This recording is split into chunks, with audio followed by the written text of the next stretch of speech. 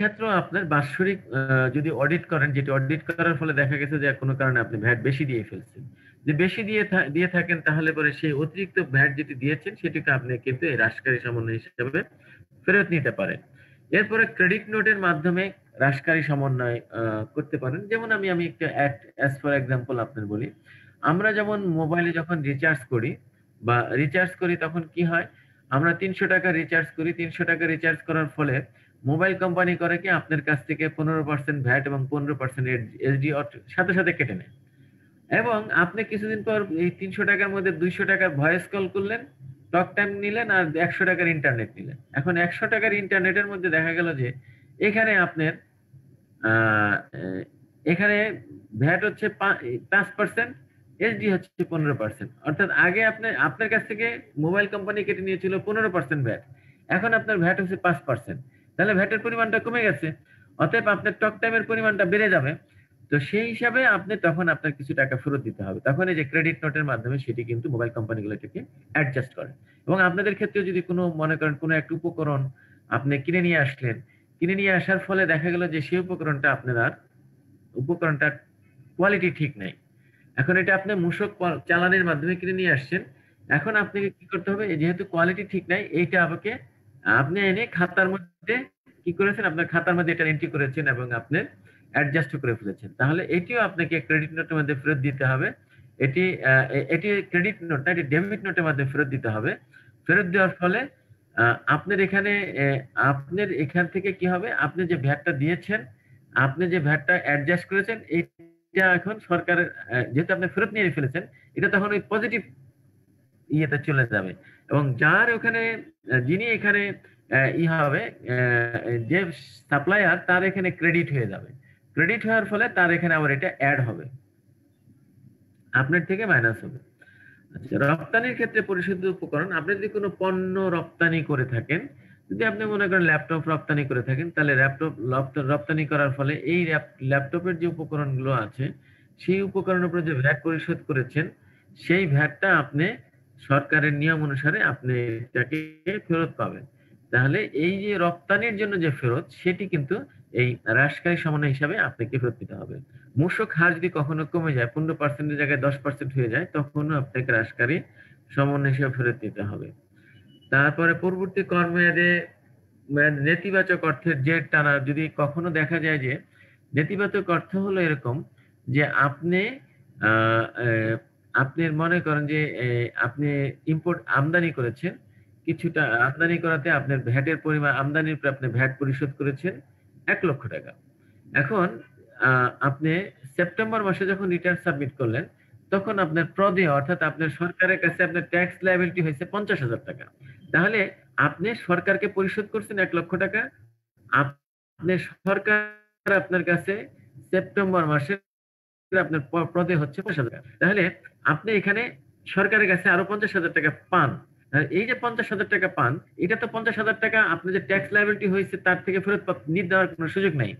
না থাকার কারণে আপনার এখানে এই ৳৫০,০০০ আপনার জন্য ঋণাত্মক জের, অর্থাৎ এটাকে পরবর্তী মাসে আপনাকে এটাকে হ্রাসকারী সমন্বয় হিসাবে অ্যাডজাস্ট করতে হবে। অর্থাৎ সেপ্টেম্বর মাসে যদি আপনার কখনো দেখা যায় যে আপনার সরকারের কাছে আ এ রেয়াত আপনি যে রেয়াত প্রাপ্য হয়েছেন, সে প্রাপ্য রেয়াতের থেকে আপনার আ রেয়াত নেওয়ার সুযোগ সুবিধা কম থাকে, তাহলে যতটুকু পরিমাণ আ আপনার অবশিষ্ট থাকবে রেয়াতের অংশটুকু, সেই অংশটুকু আপনার আ পরবর্তী মাসে বা তার পরবর্তী মাসে বা তার পরবর্তী মাসে এটা আপনার জন্য ঋণাত্মক জের হিসাবে, অর্থাৎ হ্রাসকারী সমন্বয় হিসাবে আপনাকে অ্যাডজাস্ট করার সুযোগ দেওয়া হয়েছে।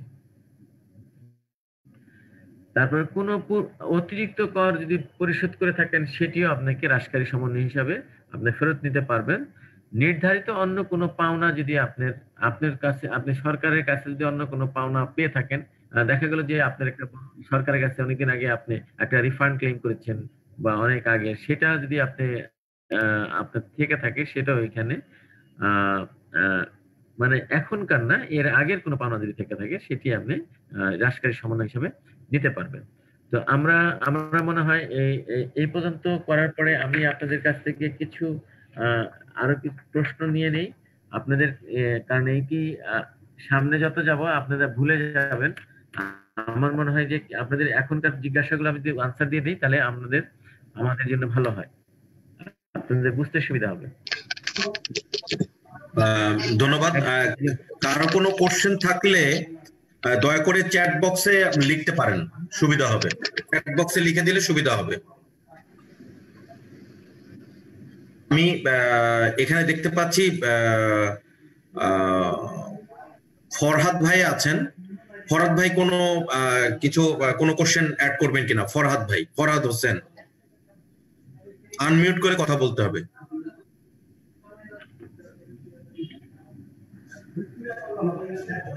সুজন ভাই, আমি মাহমুদুল হক বলছি এক্সেল থেকে। আমার একটা কোশ্চেন ছিল। জি প্লিজ মাহমুদ ভাই, প্লিজ। জি, আমার কোশ্চেনটা হচ্ছে মুস্তাফিজ রহমান স্যারের কাছে। সেটা হচ্ছে আমাদের যে বাড়ি ভাড়ার উপরে যে 15% ভ্যাট, এইটা তো সমন্বয় করতে পারি, মানে অ্যাজ পার ইউর স্টেটমেন্ট, মানে 71 নম্বর সাবসেকশন। তো ওইটা আমাদের কনসার্ন ভ্যাট অফিস সবসময় আমাদেরকে জমা দিয়ে দিতে বলে। এটা আমাদেরকে বৃদ্ধিকারী সমন্বয় হিসেবে অ্যালাউ করে না। এটার পিছনে কি মানে কোনো রিজন আছে বা কোনো স্পেসিফিক কোনো এসআরও বা কোনো স্পেসিফিক কোনো গাইডলাইন আছে কিনা? Thank you. ধন্যবাদ মাহমুদুল হক ভাই। একটু ট্রেনিং নিচ্ছি। আপনারা বলেন, আমি শুনছি। রুটি খাওয়ার আপনি জানেন আমাকে গুগল ড্রাইভে দিয়ে দিন। ভাত খাই না পারি। আপনি ইয়াতে দেননি, পেন ড্রাইভে দেননি। পেন ড্রাইভে তো তোমার আসসালামু আলাইকুম। আসসালামু আলাইকুম। ওয়ালাইকুম আসসালাম।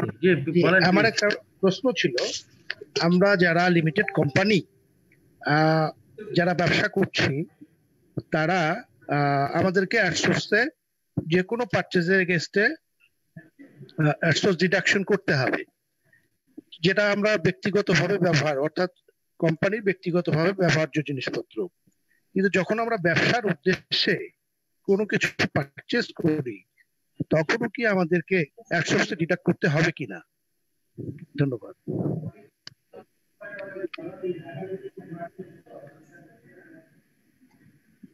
আচ্ছা, আমি দেখতে পাচ্ছি চ্যাট বক্সে একটি কোশ্চেন এসছে। মুস্তাফিজুর রহমান স্যার যদি একটু শুনতেন। If someone buy from local or foreign and supply to government, the purchaser organization decided dedicated the VAT and AIT. How do we submit that VAT? Government লেভেলে ডেলিভারির ক্ষেত্রে, সাপ্লাইয়ের ক্ষেত্রে কিভাবে ভ্যাট দিবে, উনি এই বিষয়টা জানতে চেয়েছেন। আচ্ছা, আমি তিনটা প্রশ্নের উত্তর দিই। প্রথম হচ্ছে বাড়ি ভাড়া। বাড়ি ভাড়ার ব্যাপারে আমরা যখন উপকরণের ডেফিনিশনটা আপনাদেরকে দেখিয়েছিলাম, তখন কিন্তু বলেছিলাম যে ব্যবসা প্রতিষ্ঠানের অঙ্গন, অফিস, শোরুম ক্ষেত্রে যে নামই উল্লেখ হোক না কেন, ভাড়া গ্রহণ এগুলোর উপরে আপনি উপকরণ হিসেবে চিহ্নিত হবে না। চিহ্নিত না হলে, উপকরণ হিসেবে যদি চিহ্নিত না হয়, তাহলে সেটির উপরে ভ্যাট ফেরত পাওয়া যাবে না। এটাই আপনার এবছরের একটা এসআই দিয়ে আইনটাকে সংশোধন করা হয়েছে। গত বছরের একটা সাধারণ আদেশ দিয়ে এটাকে করা হয়েছিল, পরবর্তীতে এই বছর এটিকে আইনের মধ্যে অন্তর্ভুক্ত করা হয়েছে। আইনের 2-18 কতে সংজ্ঞাতে এটি আনা হয়েছে। আর দ্বিতীয় যে প্রশ্নটা হচ্ছে লিমিটেড কোম্পানি ব্যবসার উদ্দেশ্যে। এখন ব্যবসার উদ্দেশ্যে কেনাকাটা হলো দুই ধরনের কেনাকাটা হতে পারে। একটি কেনাকাটা হচ্ছে যে আপনার যদি ব্যবসায়িক যে টুলস, বিশেষ করে যেমন মনে করেন আপনার ব্যবসা যদি আপনাদের যেহেতু কম্পিউটার রিলেটেড, আমি কম্পিউটারের কথাই বলছি, যে আপনি যদি আরেকজনের কাছ থেকে কম্পিউটার কিনে নিয়ে আসেন, এটা এনে আপনি এখানে ব্যবসায় বিক্রি করেন, তাহলে পরে এটার জন্য আপনি উৎসে ভ্যাট করতে হবে না, আপনার চালানের মাধ্যমে আসতে হবে। কিন্তু আপনি যদি এইটি বাদে অন্য জিনিস যদি নিয়ে আসেন, মনে করেন যে আপনার ব্যবসার জন্য, প্রতিষ্ঠানের জন্য আপনি ফার্নিচার ক্রয় করলেন, এই ফার্নিচারের জন্য আপনি উৎসে ভ্যাট করতে হবে। আপনি যদি একটা এয়ার কন্ডিশন কিনেন, এটির জন্য উৎসে ভ্যাট করতে হবে। আপনি যদি ব্যবসার জন্য কিছু কাগজ স্টেশনারি ক্রয় করেন, সেই স্টেশনারির জন্য আপনি উৎসে করতে হবে। কিন্তু আপনার যে বেসিক যে উপকরণ সেটি যদি আপনি চালানের মাধ্যমে কিনে নিয়ে আসেন, প্রথম মূল বিষয়টা হচ্ছে আপনাকে চালানের মাধ্যমে কিনতে হবে। চালানের মাধ্যমে না কিনলে ঘরে আপনাকে সব কিন্তু ভ্যাট তখন প্রযোজ্য হয়ে যাবে। এটি হলো কথা। আর পরের অংশ যিনি বলছেন, if someone buy from local or foreign and supply to the government and purchaser organization deducted the VAT and AIT, how do we submit that VAT? আসলে when actually যখন কোনো গভর্নমেন্ট অথরিটির কাছে আপনি ভ্যাট কোনো সাপ্লাই দিবেন, authority সেই সাপ্লাইটার উপরে আমাদের যে নির্দেশনা দেওয়া আছে সেই নির্দেশনা অনুযায়ী আপনাদের ভ্যাট উৎসে কর্তন করবে। এবং এই ভ্যাট যে কর্তন করছে এটার কন্ডিশন, দুইটি কন্ডিশন আছে। প্রথম কন্ডিশন হলো আপনি কিভাবে সাপ্লাই দিচ্ছেন। আপনার সাপ্লাইটা কি 6.3 তে হচ্ছে? যদি 6.3 চালানের মাধ্যমে সাপ্লাই হয়ে থাকে এবং আপনার সাপ্লাইটা যদি 15% রেটে হয়ে থাকে, তাহলে দ্যাট অথরিটি আপনার ভ্যাট কর্তন করতে পারবে না। এক নম্বর কন্ডিশন। কন্ডিশন 1 হচ্ছে যে আপনার সাপ্লাইটি হতে হবে 6.3 চালানের মাধ্যমে এবং সাপ্লাইয়ের যে ভ্যাট যেটা ওখানে আসবে সেই সাপ্লাইয়ের ভ্যাটটা হবে 15%। সেটি যদি হয় তাহলে আপনার অথরিটি আপনি কোনো ভ্যাট করতে পারবে না। দ্বিতীয় অংশ হচ্ছে যদি আপনার সাপ্লাইটা 6.3 তে হয় এবং ভ্যাট যেটা আছে সেই 6.3 তে ভ্যাটটা 15%-এর পরিবর্তে হয় 10% হতে পারে, অথবা 7.5% হতে পারে, অথবা 5% হতে পারে, অথবা স্পেসিফিক কোনো ভ্যাটের রেটও যদি হয়, তাহলে আপনাকে অবশ্যই যিনি অথরিটি যিনি সাপ্লাইটা গ্রহণ করবেন তিনি আপনাকে আপনার কাছ থেকে সাপ্লায়ার যোগানদার হিসাবে আপনাকে ভ্যাট কর্তন করতে পারেন যদি কোনো প্রোডাক্ট সাপ্লাই দেন। আর যদি কোনো সার্ভিস সাপ্লাই দেন তাহলে সার্ভিসের যে রেট আছে সেই রেট অনুযায়ী আপনার কাছ থেকে ভ্যাট কর্তন করবে। তাহলে পরে আপনার বিষয়টা হচ্ছে এখানে পরিষ্কার যে আপনাকে অবশ্যই আপনার যদি কোনো ভ্যাট অথরিটির কাছে সাপ্লাই দেন, তাহলে গভর্নমেন্ট অথরিটির কাছে, তাহলে পরে অথরিটি আপনার কাছ থেকে ভ্যাট কর্তন করবে যদি আপনি 15% রেটে সাপ্লাই না দেন। আর যদি 15%-এর নিচে দেন তাহলে তারা ভ্যাট কর্তন করবে। এবং যে ভ্যাটটা কর্তন করবে সেই ভ্যাট কর্তৃত ভ্যাট কিন্তু আপনার যে রিটার্ন আছে সেই রিটার্নের মাধ্যমে আমরা কিছুক্ষণ আগে বলেছি যে আপনি এটা রাষ্ট্রকারী সমন্বয় হিসাবে দেখাতে পারবেন। এটা দেখাবেন, দেখালে পরে রাষ্ট্রকারী সমন্বয় হিসেবে যখন দেখাবেন তখন এটাকে অ্যাডজাস্ট হয়ে যাবে। কারণ উনি মানে বিষয়টা হচ্ছে এখানে একটা কথা আপনাকে হিসাব জিনিসটা হবে, আপনি যখন একটা 6.3 সাপ্লাই দিলেন, 6.3 সাপ্লাই দিলে পরে তার মধ্যে আপনি মনে করেন আপনি 6.3 তে সাপ্লাই দিলেন এবং আপনি পণ্যটা 5.5% রেটে সাপ্লাই দিলেন। ওকে, যদি 5% রেটে সাপ্লাই দেন, কোন একটা সার্ভিস আপনি সাপ্লাই দিলেন 5% রেটে এটা সাপ্লাই দিলেন, চালান ইস্যু করতে গেলে অবশ্যই একটা ভ্যাট ওখানে শো করতে হবে। তো ভ্যাট যখন শো করলেন তারপরে কি করলো ওই অথরিটি কি করছে, সে আপনার কাছ থেকে আবার 5% কেটে নিয়েছে। আপনি যখন 6.3 চালান ইস্যু করছেন তখনই কিন্তু আপনার একটা ট্যাক্স লায়াবিলিটি তৈরি হয়ে গেছে। অর্থাৎ আপনার কাছে সরকার তখন 5% টাকা পায়। আবার আপনি যখন ওই অথরিটির কাছ থেকে যখন আপনি যখন পণ্যটা সাপ্লাই দিলেন, উনিও আবার আপনার কাছ থেকে 5% কর্তন করে রাখেন, তাহলে কি হলো, আপনি 5% আপনার লায়াবিলিটিস তৈরি হচ্ছে, আবার উনি 5% কর্তন করেছেন, তাহলে 5 আর 5 কিন্তু 10 হয়ে গেছে। তা আপনি তো 10 হওয়ার কথা না, আপনার হওয়ার কথা হচ্ছে 5। তাহলে এই হয়ে গেল, এইটাকে আসলে 10 যাতে না হয়, এইটা যাতে আপনার ইন্ডেক্স 0 হয়, সেই জন্য আবার একটা মেকানিজম করা হয়েছে যে ওই অথরিটি যখন আপনার কাছ থেকে 5% টাকা কর্তন করে রাখবে তখন আপনাকে তিনি আরেকটা চালান দিবেন। সেই চালানটার নাম্বার হচ্ছে 6.6।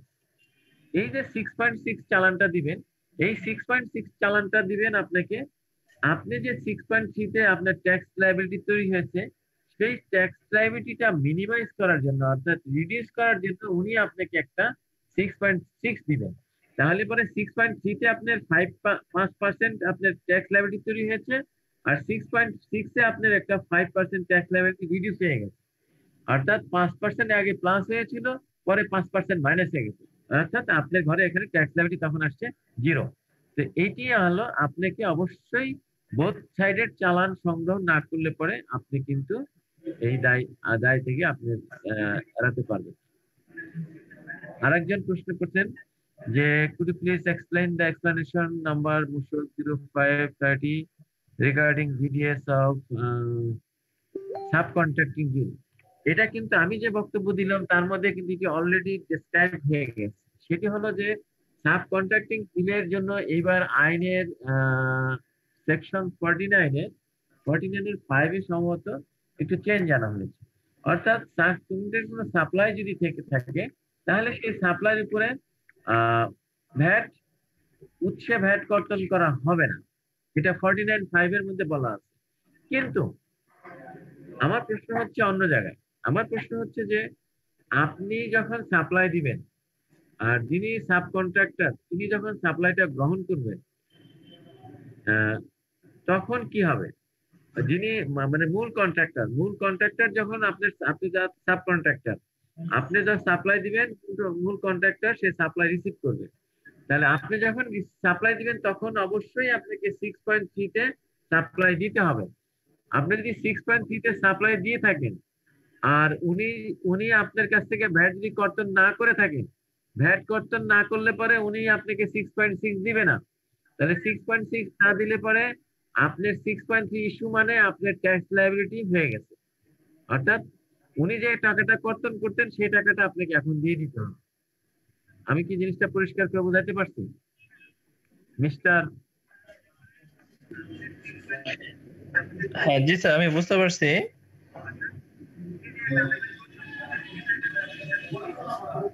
আচ্ছা, এরপরে আরেকটা প্রশ্ন হচ্ছে দোকান ভাড়ার উপরে যে 15% ভ্যাট দিতে হয় সেটা কি কে পরিশোধ করবে, মালিক না দোকান ভাড়াটিয়া? আসলে দোকান ভাড়াটিয়া ভ্যাট দেয় কে? ভোক্তা। ভ্যাটের মূল সংজ্ঞা হচ্ছে ভ্যাট দেয় হচ্ছে ভোক্তা। ভোক্তা যদি ভ্যাট দেয় তাহলে দোকানটা ব্যবহার করছে কে? দোকানটা যিনি ব্যবহার করছেন তিনি ভ্যাট দিবেন, মালিক তো দোকান ব্যবহার করছে না। অর্থাৎ দোকানের সার্ভিসটা নিচ্ছেন ভোক্তা। হ্যালো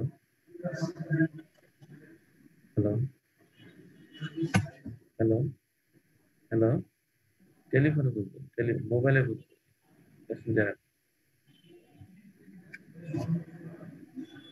হ্যালো, তাহলে এখানে ভোক্তা যেহেতু দোকানদার যিনি দোকান ভাড়া নিয়েছেন তিনি এটা ব্যবহার করছেন, এই জন্য তিনি এখানে ভ্যাট দিবেন। এবং আপনারা যখন আমাদের যে উৎসে কর্তনের যে এসআরও আছে এসআরওটা যখন দেখবেন সেখানে দেখবেন যে ভাড়া যেটা আছে সেটা হচ্ছে উৎসে কর্তনের মধ্যে পড়েছে। উৎসে কর্তনের অর্থই হচ্ছে ভোক্তা যদি কখনো কোনো ভ্যাট সরাসরি নিজে পরিশোধ করে তখন সেটা উৎসে কর্তন। তো এটা হচ্ছে উৎসে কর্তনের বিষয়। আর কোনো প্রশ্ন নাই? তো আমি এখন অন্য জায়গায় যাই। হ্যাঁ স্যার। হ্যাঁ হ্যালো স্যার, আমি এক্সেল টেকনোলজিস লিমিটেড থেকে বলতেছি, সৌরভ দেবরয়। স্যার আমার দুইটা কোশ্চেন স্পেসিফিক্যালি। এক নাম্বার কোশ্চেনটা হচ্ছে স্যার আমরা 144 এর আন্ডারে এক্সেম্পটেড প্রোডাক্ট সেল করি। তো 140 এর উপরের আন্ডারে স্যার কিছু এক্সেম্পশন সুবিধা নিতে হলে কিছু স্পেসিফিক আছে, যে এটা হচ্ছে আমরা এই বিধানগুলো আমাদের মান্য করতে হবে, যেমন কতগুলো সেকশন আছে এগুলো প্রতিপালন করতে হবে। এখন ওই সেকশন গুলোর মধ্যে কোনোভাবেই প্রাইস ডিক্লারেশনের সেকশন কথা বলা নাই। প্রাইস ডিক্লারেশন ওই সেকশন গুলোর মধ্যে পড়ে না। এখন যদি কোনো প্রোডাক্টের প্রাইস ডিক্লারেশন এক্সেম্পটেড প্রোডাক্টের প্রাইস ডিক্লারেশন স্যার বাকি থাকে তাহলে কি ভ্যাট অথরিটি আমাদের এই এক্সেম্পশনটা বাদ করতে পারে? এটা স্যার আমার একটা কোশ্চেন। আর একটা সেকেন্ড কোশ্চেন হচ্ছে স্যার আমরা কিছু সাপ্লাইয়ের এগেইনস্টে স্যার ভ্যাট কেটে রাখি, উৎসে কর্তন করে আমরা বৃদ্ধিকারী সমন্বয়ে আমরা করি, দেন আমরা হচ্ছে স্যার এটা অ্যাডজাস্টমেন্ট নেই। আমাদের যেহেতু এটি আছে আমরা এটি থেকে অ্যাডজাস্ট করি। এখন আমাদের কিছু সার্ভিসের ক্ষেত্রে কিছু কোম্পানি যারা অন্য ভ্যাটের ডিভিশনে পড়ে তারা বলতেছে যে না আপনাকে আমরা 6.63 এর এগেইনস্টে 6.6 দেই ওদেরকে, বাট ওরা বলতেছে না আপনি যে এটা গভর্নমেন্টে জমা দিয়েছেন সেটা ট্রেজারি চালান আমাকে দেন। আমি তো স্যার 6.6 দিছি, তারপর আমাকে ট্রেজারি চালান চাচ্ছে। And এটা কি ওরা চাইতে পারে কিনা, এই দুইটা কোশ্চেন স্যার। হ্যাঁ, আপনার এই বিষয়টা হচ্ছে যে আমি আপনাকে বলি, আসলে উৎসে কর্তন ভ্যাট উৎসে মনে করেন, আমি জিনিসটা এইভাবে আমি একটু বললে আপনি বুঝতে পারবেন যে উৎসে কর্তনের নিয়মটা হচ্ছে যে আপনি কোনো পণ্য সাপ্লাই দিলেন, আপনি সাপ্লাই রিসিভ করলেন, মনে করেন এক্স এর কাছ থেকে এক্স নামক একটা সাপ্লাইয়ের কাছ থেকে আপনি পণ্য সাপ্লাই নিলেন। নেওয়ার পরে আপনি কি করলেন, তার কাছ থেকে যখন আপনি তার সাপ্লাই ভ্যালু হচ্ছে মনে করেন 500 টাকা, তো 500 টাকার উপরে আপনি কি করলেন, তার কাছ থেকে ভ্যাট উৎসে কর্তন করে রাখলেন। ঠিক আছে, কর্তন করার পরে আপনি 500 টাকার 5% ধরে নিলাম আপনি 7.5% কর্তন করেছেন। আমি 7.5% কত আসে আমি হিসাব করে বের করি, 500 টাকা ইন্টু 75, দ্যাট ইজ 37 টাকা 50 পয়সা আপনি কর্তন করলেন। এই 37 টাকা 50 পয়সা কর্তন করার পরে আপনার দায়বদ্ধতা হয়েছে যে 37 টাকা 50 পয়সা কর্তন করার পরে এটা 2 কার্য দিবসের মধ্যে সরকারি ট্রেজারি কোষাগারে জমা দিতে হবে। এখন আপনি মনে করেন একটা 16 তারিখে একজন সাপ্লায়ারকে ট্যাক্স দিলেন, মূল্য তার ভ্যালু, তার সাপ্লাই ভ্যালু তাকে পরিশোধ করলেন, করার পরে তার 37 টাকা 50 পয়সা কর্তন করলেন। এখন আপনার দায়িত্ব হচ্ছে 18 তারিখের মধ্যে এটা, মানে 18 তারিখে 2 কার্য দিবস হয়, 18 তারিখে আমাদের সরকারি কোষাগারে জমা দেওয়া। যে 18 তারিখের মধ্যে সরকারি কোষাগারে জমা দিতে হয়, তাহলে তো আপনাকে এই আইটেমগুলি খাবো আর কি। আমি তোমার একটু পরে, হ্যাঁ প্লিজ, আপনি যে কথা বলছেন মিউট হন। 18 তারিখে যদি সরকারি কোষাগারে আপনাকে জমা দিতে হয়, তাহলে পরে কিন্তু আপনাকে অবশ্যই ট্রেজারি ডিপোজিট করতে হবে, কারণ আপনি 18 তারিখের মধ্যে রিটার্ন সাবমিট করতে পারছেন না। আপনি রিটার্ন সাবমিট করতে হচ্ছে পরবর্তী মাসের 1 তারিখ থেকে 15 তারিখের মধ্যে। তাহলে এই যে গ্যাপটা তৈরি হচ্ছে, এই গ্যাপের জন্য আপনার আবার ইন্টারেস্ট বেয়ার করতে হতে পারে। ঠিক আছে, আপনি যখন অনলাইনে রিটার্ন সাবমিট করতে যাবেন তখন অবশ্যই অনলাইনে আপনাকে ইন্টারেস্ট হাতে ধরাই দিবে, 1 মাসের ইন্টারেস্ট হাতে ধরাই দিবে। এই জন্য যে বিষয়টা হচ্ছে, উনি যেটা চেয়েছে, উনি চাওয়াটা যথেষ্ট, চাওয়াটা ঠিক, এবং এই যে মানে উৎসে কর্তনের যে ভ্যাট আছে, ভ্যাটের টাকাটা করতে হবে, ডিপোজিট করে আপনাকে ডিপোজিট করতে হবে এবং রিটার্নে দেখাইতে হবে। আর আপনার যে এটি যেটা খাতায় জমা হয়ে গেছে, সেই এটিটা আপনি ফেরত নেবেন, রিফান্ড নেবেন, এর জন্য আপনি রিটার্নের মধ্যে একটা করে দিবেন, চিহ্নিত আছে, আপনার একটা কলাম আছে, সেখানে আপনি যদি উল্লেখ করে দেন যে আপনি রিফান্ড চান, তাহলে আপনার রিফান্ড অ্যাপ্লিকেশনটা অটোমেটিক কাছে পৌঁছে যাবে। আর আপনি যদি অনলাইনে করেন তাহলে তো অনলাইনে টিক চিহ্ন দিয়ে দিবেন। এটা হলো আপনার নোট হচ্ছে 67, এখানে আপনি ক্লিক করে দিবেন, টিক চিহ্ন দিয়ে দিবেন যে আপনি রিফান্ড চান। কারণ যাদের এই ধরনের আপনাদের জন্য, আপনাদের ম্যাক্সিমামে যাদের ভ্যাট নাই, সাপ্লাই চেইনের ভ্যাট এক্সাম্পটেড, অতএব আপনাদেরকে সবাইকে রিফান্ড ক্লেম করতে হবে। মানে স্যার আমাদের কি স্যার অ্যাডজাস্টমেন্ট করার কোনো সুযোগ নাই এই ভিডিওগুলো? অ্যাডজাস্টমেন্ট করতে পারবেন।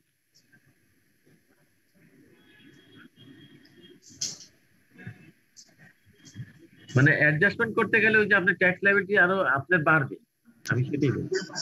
কারণ উনি আপনার কাছ থেকে চাইবে, ট্রেজারি চালানের কপি চাইবে।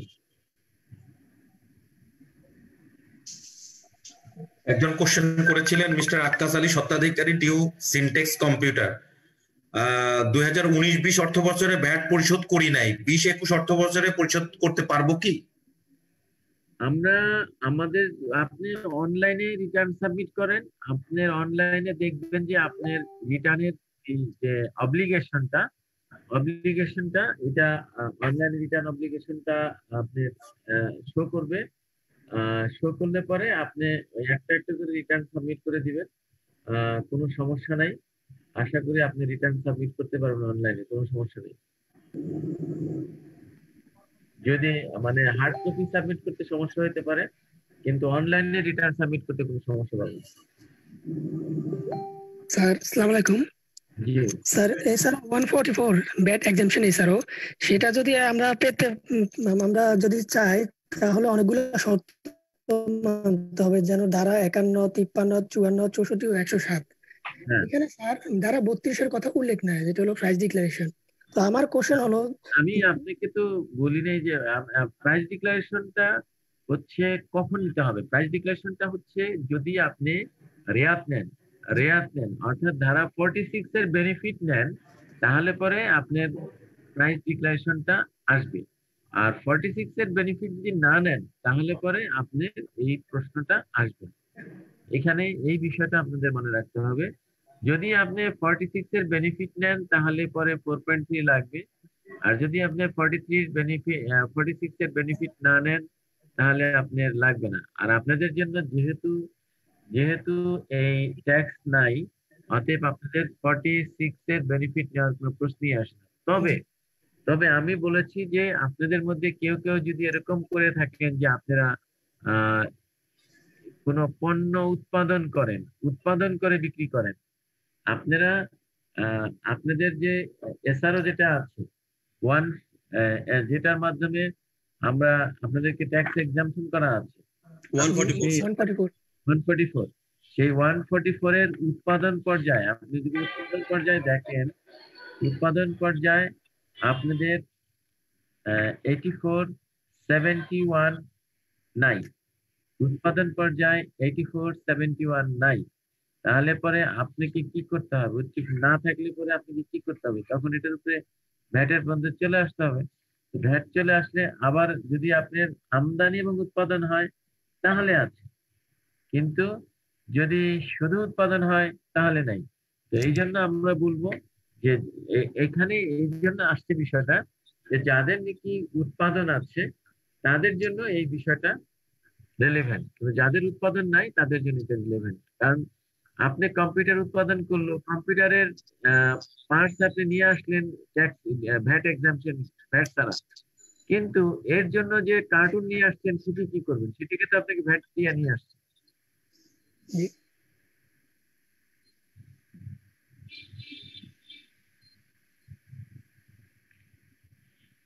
আর কোনো প্রশ্ন? আচ্ছা, তাহলে আমি আমার সেশনে যাই, পরে আবার আবার আলোচনা করব। হ্যাঁ, কিছু আরো কিছু কোশ্চেন আছে, আমরা এটা পরে আলোচনা করতে পারবো, আপনি কন্টিনিউ করুন। আমার মনে হয় ধন্যবাদ। এই আনসারটুকু আমার যেটুকু ছিল এটুকু আমাদের হয়ে গেল। এরপরে হলো যে নিবন্ধন, আমাদের ভ্যাট রেজিস্ট্রেশনের অনেকটা দুইটা টাইপের রেজিস্ট্রেশন আছে। একটা হলো যে নরমালি সাধারণত যে আমরা যেখানে ব্যবসা করি সেখানকার জন্য আমরা একটা ভ্যাট রেজিস্ট্রেশন নিতে পারি। আবার কিছু কিছু অর্গানাইজেশন আছে যারা নাকি আপনাদের মধ্যে বড় বড় প্রতিষ্ঠান আছে যারা নাকি যাদের ঢাকায় কোনো মূল কেন্দ্র এবং ঢাকার বাইরে তারা বাংলাদেশের প্রতিটা জেলায় তাদের, বা প্রতিটা অনেক সময় দেখা যায় যে জেলার বাইরেও তাদের অনেক ব্রাঞ্চ আছে। তো এই যে ব্রাঞ্চ যদি থেকে থাকে তাহলে পরে এই ক্ষেত্রে আপনারা কেন্দ্রীয় নিবন্ধন নিতে পারেন। কেন্দ্রীয় নিবন্ধন নেওয়ার একটা পদ্ধতি আছে, সেটি আমরা বলবো যে আপনি যদি 2 বা ততোধিক স্থান থেকে আপনাদের ব্যবসা পরিচালিত হয় এবং প্রত্যেকটি জায়গায় যদি একই ধরনের পণ্য বিক্রি হয়ে থাকে, মানে সমজাতীয় বা অভিন্ন জাতীয় পণ্য বিক্রি হয়ে থাকে, আর আপনার হিসাবটা যদি কেন্দ্রীয় ভাবে সেন্ট্রালি এটা সংরক্ষণ করা হয়ে থাকে, আপনার ওখানে হিসাব থাকলো বাট সেন্ট্রালি টোটাল হিসাবটাই মানে সেন্ট্রালি এটা নিয়ন্ত্রণ হয়ে থাকে, সেক্ষেত্রে আপনি কেন্দ্রীয় ভাবে একটা নিবন্ধন নিয়ে কিন্তু আপনার ভ্যাটের কার্যক্রম চালাতে পারেন।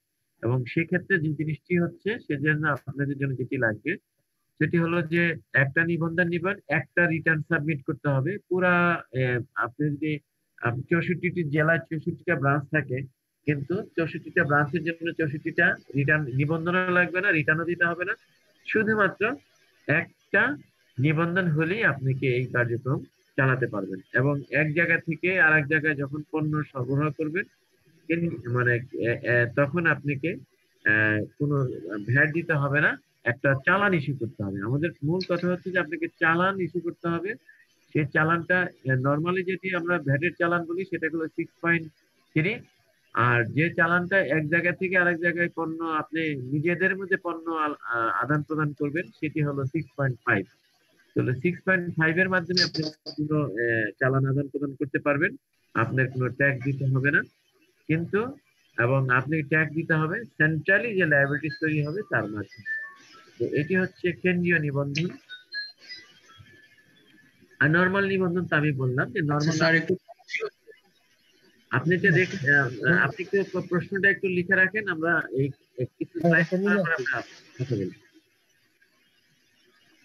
আবার পরের অংশে আবার কোশ্চেন নিব। যাদের কারো কোনো কোশ্চেন থাকলে আপনারা দয়া করে চ্যাট বক্সে লিখুন, অথবা আপনি লিখে রাখেন, আমরা পরে ফ্লোর দিব। ধন্যবাদ।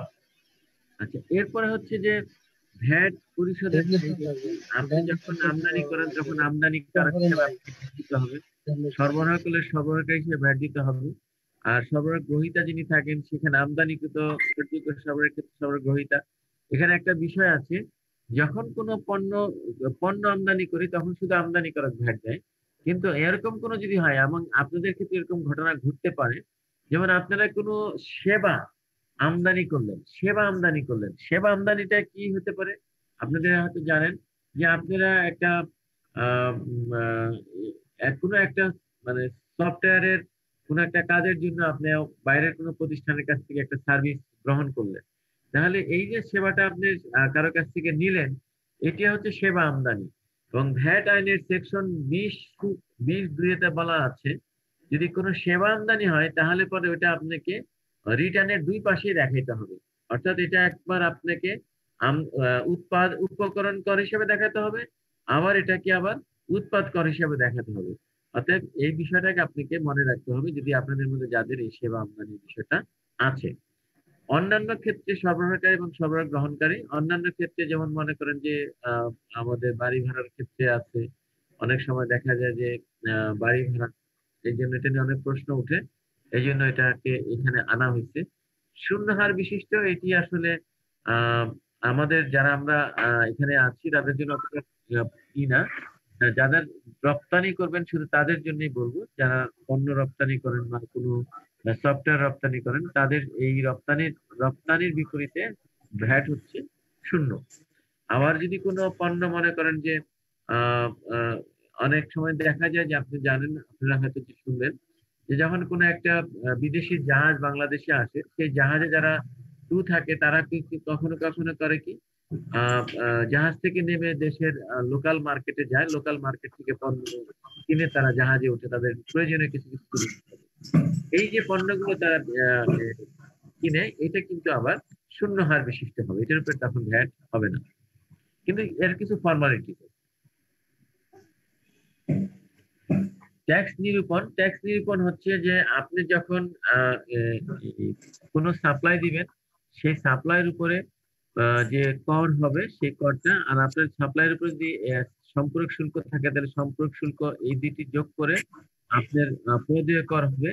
এবং এর সাথে আপনার যোগ হবে হলো বৃদ্ধিকারী সমন্বয় যোগ করলে আপনার উপরে টোটাল ট্যাক্স লায়াবিলিটিটা হয়ে গেল। আর আপনি সরকারের কাছে কোনটা পাবেন সেটি হচ্ছে যে আপনার যে উপকরণ কর যেটি হচ্ছে আপনি দিয়েছেন সেটি, প্লাস হচ্ছে আপনার হ্রাসকারী সমন্বয়, এই দুইটি যোগ করে আপনার সরকারের কাছে এই অংশটুকু আপনি ফেরত পাবেন। এই প্রদেয় কর এবং আপনার যে প্রাপ্য, এই দুইটির মাইনাসে করে যে অংশটুকু নিট করটি আপনি যেটি থাকবে সেটি আপনাকে সরকারের কাছে।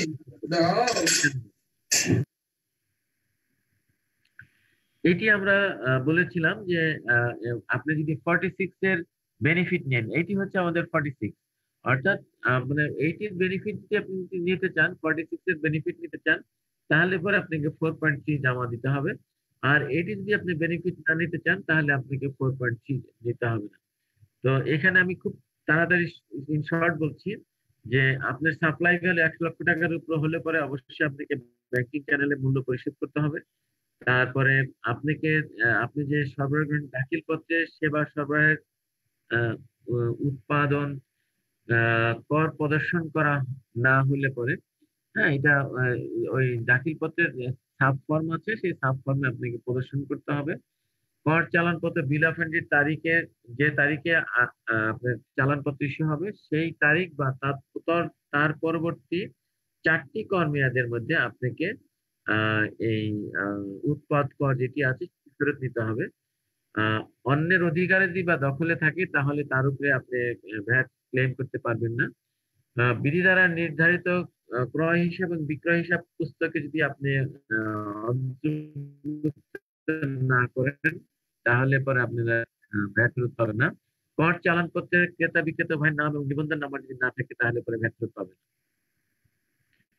এরপরে আমদানিকারকের নিকট হইতে যদি কোনো আমদানিকারকের কাছ থেকে যদি আপনি কোনো পণ্য কিনেন এবং সেই পণ্যটা কেনার সময় বিল অফ এন্ট্রির কপি আপনাকে নিতে হবে, এবং নেওয়ার পরে ওই কপিতে বিল অফ এন্ট্রিতে যে পণ্যের যে নাম আছে সেই নামটা যদি আপনার চালানের মধ্যে থাকে তবেই আপনি সেটি ফেরত পাবেন। যদি নামটা ঠিক না থাকে তাহলে কিন্তু আপনি ফেরত পাবেন না। তারপরে ব্যাংক গ্যারান্টির মাধ্যমে যদি কোনো মাল আপনি ক্লিয়ার করেন তাহলে ব্যাংক গ্যারান্টির যে অংশটুকু থাকবে সেই অংশের উপরে ভ্যাটের জড়িত সেটুকুর ভ্যাট ফেরত পাবেন না। অব্যাহতিপ্রাপ্ত যদি কোনো পণ্য উৎপাদনে কোনো উপকরণ ব্যবহার করেন তার জন্য আপনি ভ্যাট ফেরত পাবেন না। টার্নওভার কর পরিশোধ করলে পরে সেটা ফেরত পাবেন না। সম্পূরক শুল্ক যদি কোনো পরিশোধ করেন সেটা আপনি ফেরত পাবেন না। 15% হারের আপনার যদি কোনো আপনি যদি প্রোডাক্ট বিক্রি করেন সেটা যদি 15% হারে ভ্যাট না দেন তাহলে পরে এই উপরে একটা বেনিফিটও পাবেন না। এরপরে বলা আছে যে সহগ যেটা 4.3 এইটি যদি না থাকে তাহলেও ফেরত পাবেন না। আর যদি কখনো দেখা যায় যে আপনার টোটাল উপকরণ মূল্য 7.5% বেশি পরিবর্তন হয় তাহলে পরে আপনাকে অতিরিক্ত অতিরিক্ত উপকরণ যে কর আসবে সেটি আপনাকে ফেরত পাবেন। যেটুকু আপনার ঘোষণা দেওয়া আছে শুধু সেটুকু ফেরত পাবেন। আর এটি আপনাদের জন্য খুবই ইম্পর্টেন্ট, যেটি আপনাদের জন্য দরকার, সেটি হচ্ছে যে ক্রয় হিসাব পুস্তক 6.1, বিক্রয় হিসাব পুস্তক 6.2, তারপরে ক্রয় বিক্রয় হিসাব যারা নাকি ব্যবসায়ী হিসাবে আপনাদের মধ্যে শুধু থাকবে তাদের হলো 6.2.1, অর্থাৎ একটা বইয়ের মধ্যে অর্থাৎ 6.1 এবং 6.2 এই দুইটাকে একত্রে আবার একটা ছোট কিছু অংশ বাদ দিয়ে 6.2.1 করা হয়েছে যারা ব্যবসায়ী হিসাবে আছেন তাদের জন্য। আর কর চালান পত্র যেটি 6.3 বলে, আর চুক্তিভিত্তিক উৎপাদন এটা আপনাদের জন্য প্রযোজ্য না 6.4। কেন্দ্রীয় নিবন্ধনের যদি আপনাদের বললাম যে সেন্ট্রাল নিবন্ধন যদি হয়ে থাকে তাহলে পরে আপনারা এক স্থান থেকে আর এক স্থানে পণ্য আদান প্রদান করবেন সেটি 6.5 এর মাধ্যমে। উৎসে কর্তনের সনদ আপনি যদি কোনো পণ্য লিমিটেড কোম্পানির হয়ে থাকেন তবে তাকে 6.6 দিতে হবে। ক্রেডিট নোট যদি কোনো মাল ফেরত যায় ক্রেডিট নোট এবং ডেবিট নোটের মাধ্যমে সেগুলো অ্যাডজাস্ট করতে হবে। টার্নওভার কর চালানপত্র এটা তো 6.9, আর 2 লক্ষ টাকার অধিক মূল্যমানের যদি কর চালানপত্র সেটা হলো 6.10। এগুলো আপনাকে ইস্যু করতে হবে। আর আরেকটা এটা হলো কর চালানপত্র, আর আপনার জন্য আরেকটা জিনিস ম্যান্ডেটরি সেটা হলো 9.1 রিটার্ন সাবমিশন। এগুলো হচ্ছে আপনাদের জন্য বাধ্যতামূলক জিনিস, এগুলোকে অবশ্যই আপনাকে প্রতিপালন করতে হবে। আচ্ছা, বিলম্বে রিটার্ন আপনি 9.1 আপনি যদি ভ্যাটের নিবন্ধিত প্রতিষ্ঠান হন তাহলে 9.1 রিটার্ন দাখিল করবেন। আপনি যদি টার্নওভার করের নিবন্ধিত প্রতিষ্ঠান হন তাহলে পরে আপনাকে 9.2 তে রিটার্ন সাবমিট করতে হবে। আপনি যদি দেরিতে রিটার্ন সাবমিট করতে হয় হলো 15 তারিখের মধ্যে, এবং 15 তারিখের মধ্যে রিটার্ন সাবমিট করতে আপনার যদি কোনো সমস্যা হয় তাহলে পরে আপনাকে 9.3 তে একটা অ্যাপ্লিকেশন দাখিল করতে হবে। এই অ্যাপ্লিকেশনটা দাখিল করতে হবে কর মেয়াদ শেষ হওয়ার 7 দিন আগে। অর্থাৎ আপনি যদি এখন হচ্ছে অক্টোবর মাস, এই অক্টোবর মাসের রিটার্নটা যদি আপনি মনে করেন যে নভেম্বর মাসের 15 তারিখে আপনি জমা দিতে চান না, আরো পরে জমা দিতে চান, কোনো কারণে হয়তো আপনার সমস্যা আছে, তাহলে পরে আপনি যদি পরে জমা দিতে চান তাহলে অবশ্যই আপনাকে অক্টোবর মাসের 23 তারিখের আগে 9.3 ফর্ম ফিল আপ করে রেসপেক্টিভ কমিশনার কাছে সাবমিট করতে হবে, অ্যাপ্লিকেশন দাখিল করতে হবে। এই অ্যাপ্লিকেশন দাখিল করার পরে উনি যদি আপনাকে অ্যালাউ করেন তাহলে পরে আপনি বিলম্বে রিটার্ন দাখিল করতে পারবেন।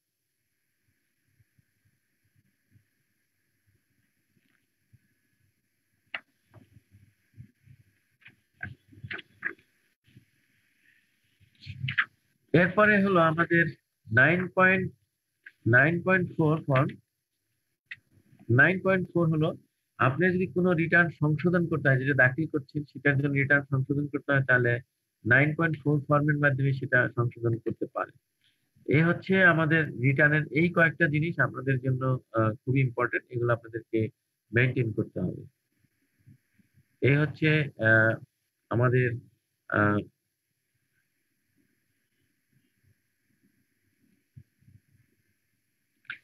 তো আমার এই পর্যন্ত আপনাদের জন্য। একবার আপনাদের প্রশ্নগুলো আমরা শুনি। স্যার আসসালামু আলাইকুম। জি জি, আমাদের আজকের আলোচনাটা অত্যন্ত প্রাণবন্ত স্যার, আপনাকে ধন্যবাদ জানাচ্ছি। আমি ইএসএল এর পক্ষ থেকে এখানে মোহাম্মদ হাসানুল ইসলাম টিপু। আমরা উৎসে কর্তনের যে এসআরওটা আছে ভাই টিপু ভাই একটু একটু একটু একটু হোল্ড করবেন।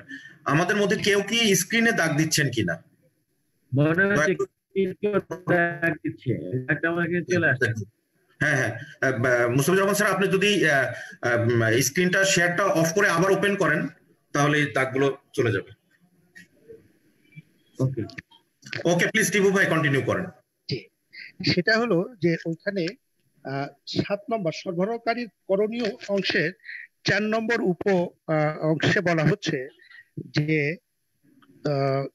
যে কর্মেয়াদে কোনো সরবরাহের উপর প্রদেয় করের পরিশোধ করা হয় সেই কর্মেয়াদে বা সেই কর্মেয়াদের পরবর্তী 6 মাসের মধ্যে সমন্বয় সাধন করিতে হইবে এবং উক্ত সময়ের পর সমন্বয় দাবি তামাদি হইবে।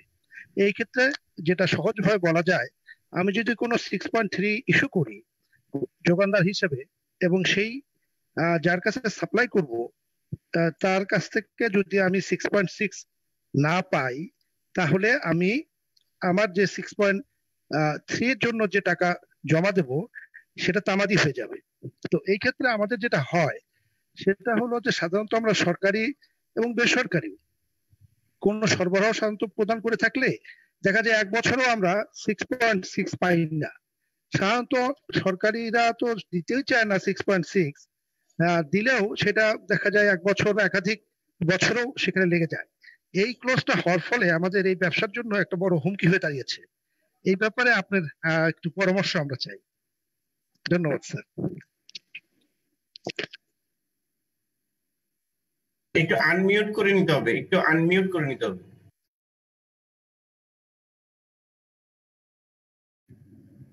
হ্যাঁ, মূল সমস্যা হচ্ছে যে উৎসে কর্তনের যে এসআরওটা আছে, এখানে যে নির্দেশনা দেওয়া আছে এটা আসলে সরকার যেহেতু নির্দেশনা দিয়েছে আপনাদেরকে, এটাই আমি আগেও বলেছি যে উৎসে কর্তনের বিষয়টা, আমি একটা উৎসে কর্তনের আমার একটা স্লাইড আছে, আমি এই স্লাইড থেকে বের হয়ে যেয়ে আপনাদেরকে ওই স্লাইডটা দেখাই, তাহলে পরে আপনাদের জন্য আপনাদের ওই উৎসে কর্তনের বিষয়গুলো আপনাদের ক্লিয়ার হয়ে যাবে।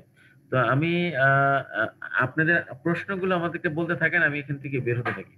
ওকে জি স্যার, আমি মোস্তাকুর রহমান ট্রাইটন লিমিটেড থেকে বলছি। এখন স্যার আমরা প্রত্যেক মান্থে আমাদের অফিস রেন্টের উপরে 15% করে ভ্যাট দিয়ে থাকি। হ্যাঁ, এখন প্রত্যেক মান্থে কি আমাদের মানে রিটার্নটা কি আমাদের প্রত্যেক মান্থেরটা মান্থলি আমাদের সাবমিট করতে হবে, নাকি আমরা চাইলে পুরো ইয়ার এন্ডটা একবারে সাবমিট করতে পারবো? মানে এই ব্যাপারটা একটু স্যার আপনার কাছে জানতে চাচ্ছিলাম। আপনার প্রশ্নের জবাব আমি দিয়ে দেই, সেটা হলো যে আপনাকে অবশ্যই প্রতি মাসেরটা প্রতি মাসে দিতে হবে এবং তাও 15 তারিখের মধ্যে দিতে হবে। আচ্ছা, ওকে স্যার, ধন্যবাদ। আমি হ্যান্ড রেজ করেছেন ইঞ্জিনিয়ার রেজাউল করিম ভাই, আপনার কোনো কোশ্চেন আছে কিনা? আনমিউট করে কোশ্চেন করবেন।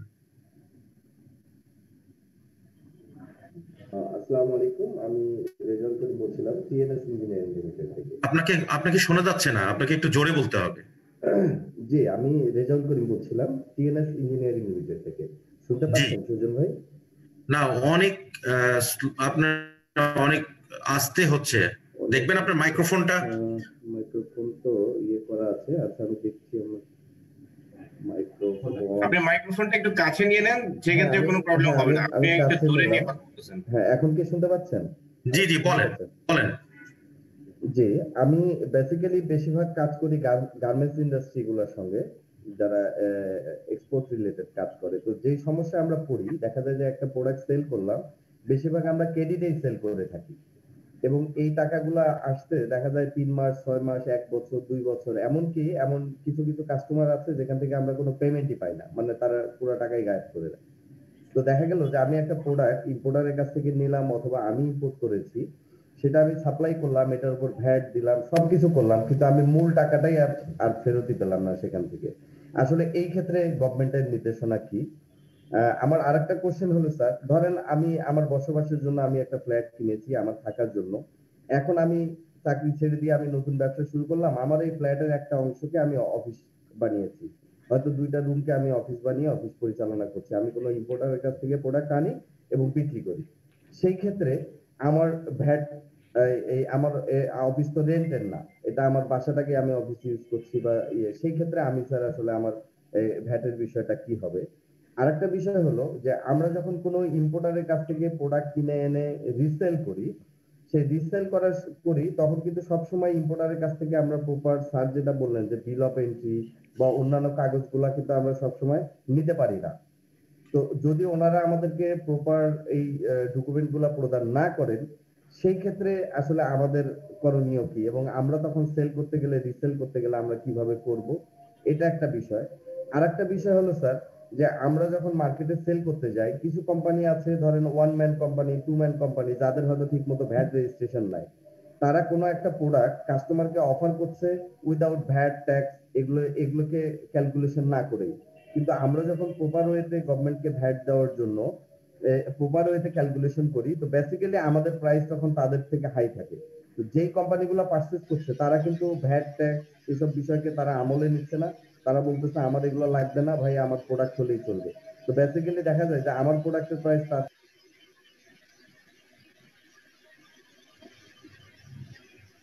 শোনা যাচ্ছে না। হ্যাঁ রেজাউল করিম ভাই, আপনি মিউট হয়ে গিয়েছেন। আমি আনমিউট করতেছি।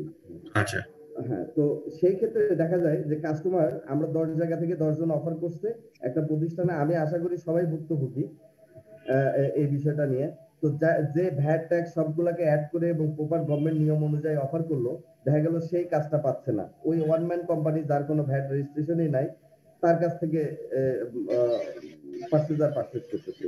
এই ক্ষেত্রে আসলে আমাদের করণীয় কি? কাজী মোস্তাফিজুর রহমান স্যার, আমি আপনাকে রিকোয়েস্ট করবো যে হয়তো আমার কষ্টগুলো আপনি বুঝতে পেরেছেন স্যার, সেটা আমার নয়, আসলে আমাদের অনেকগুলো প্রশ্ন যদি আমি একটু আনসার দেই, চেষ্টা করি। সেটা হলো, প্রথম হচ্ছে যে আপনি যদি কোনো প্রতিষ্ঠানের কাছে সাপ্লাই দেন এবং সাপ্লাই দেওয়ার ফলে উনি দেখা যায় যে উনি আপনার টাকা পরিশোধ না করে ঠিক সময় মধ্যে, তাহলে পরে এবং পরিশোধ না করলে পরে এই যে আমাদের টাইম লিমিট আছে 6.6 এর একটা টাইম লিমিট আছে, তাই না? টাইম লিমিট আছে না, যে 6 মাসের মধ্যে আপনাকে এটার করতে হবে, ফেরত নিতে হবে, নাহলে তামাদি হয়ে যাবে। তাহলে এই যে টাইম লিমিট, এই দায়িত্বটা আসলে সরকার নিতে পারে না, এই জন্য সরকার এই বিষয়টা সরকারের দায়িত্ব হতে পারে না। কিন্তু আপনার এইটা আপনাকে প্রবলেমটা যেহেতু এটা এই আপনাদের তৈরি হয়েছে, এটাকে আপনাকে সেটেল করতে হবে। আমার প্রথমে মনে হয় যে মূল্য 6.6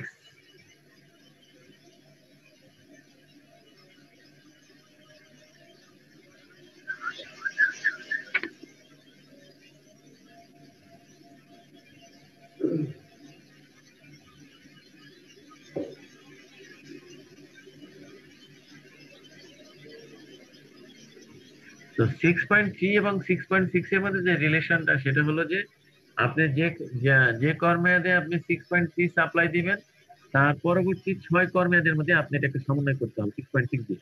তো সেটা আসলে যদি না হয়ে থাকে, সেটার জন্য আসলে আমাদের কিছু করণীয় নেই। আপনাদের এই বিষয়গুলো যদি আপনারা এনবিআরকে লিখে জানান যে আমাদের এই সমস্যা হয়, তাহলে এটা এনবিআর 6 মাসের জায়গায় হয়তো 1 বছর করে দিতে পারে। কিন্তু এটা আপনাদেরকে লিখে জানাতে হবে প্রবলেমটা, এটা লিখে না জানালে কিন্তু এটা এই অবস্থায় থাকে। ঠিক আছে। আর আপনার আর একটা প্রশ্ন হচ্ছে বাড়ি ভাড়া। আপনি একটা ভাড়া বাড়ি নিয়ে আপনি সেখানে রেসিডেন্স কাম অফিস করতে চান। রেসিডেন্স অফিস করলে আসলে এইভাবে সুনির্দিষ্টভাবে আইনে কিছু বলা নেই, তবে আপনি যদি সেটাকে মানে চুক্তি ভাবে এমন ভাবে চুক্তি করতে পারেন যে সেটা যদি আপনার অফিসটা আমাদের যে লিমিট আছে রেসিডেন্সের লিমিট, অফিসিয়াল লিমিট, সেই লিমিটের থেকে কম হয়, তাহলে পরে চুক্তিটাকে দুইটা পার্টে করে নিলে পরে আপনার জন্য হয়তো ট্যাক্স লায়াবিলিটি আসবে, যে আপনি এই ফ্ল্যাটের এত অংশ আপনি রেসিডেন্স হিসাবে ভাড়া দিবেন, আর এত অংশ আপনি অফিস হিসাবে ভাড়া দিবেন, এরকম যদি করতে পারেন। এছাড়া আইনে এই ধরনের কোনো প্রভিশন নাই। যদি আপনি এরকম করেন তাহলে পরে হয়তো আপনি কিছুটা বেনিফিট পাবেন। এটা আমি আপনার জন্য আমি বললাম আর চেষ্টা করি। আর আপনার আর প্রশ্নগুলো আসলে আমি একটু ভুলে গেছি। ধন্যবাদ স্যার, ধন্যবাদ। আচ্ছা আচ্ছা আচ্ছা, আমরা উৎসে কর্তন নিয়ে যেহেতু কিছু বিষয়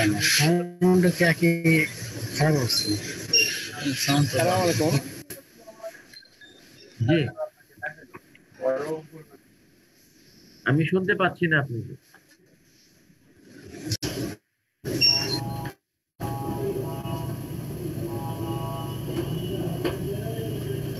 স্যার আসসালামু আলাইকুম। জি বলেন।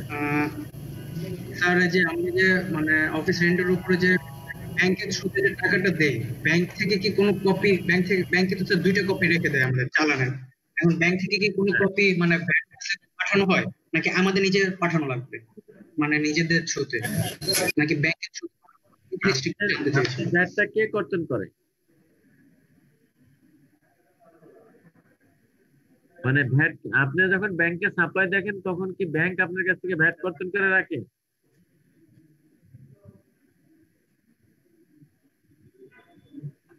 আপনি প্রশ্নটা একটু ক্লিয়ার করেন প্লিজ।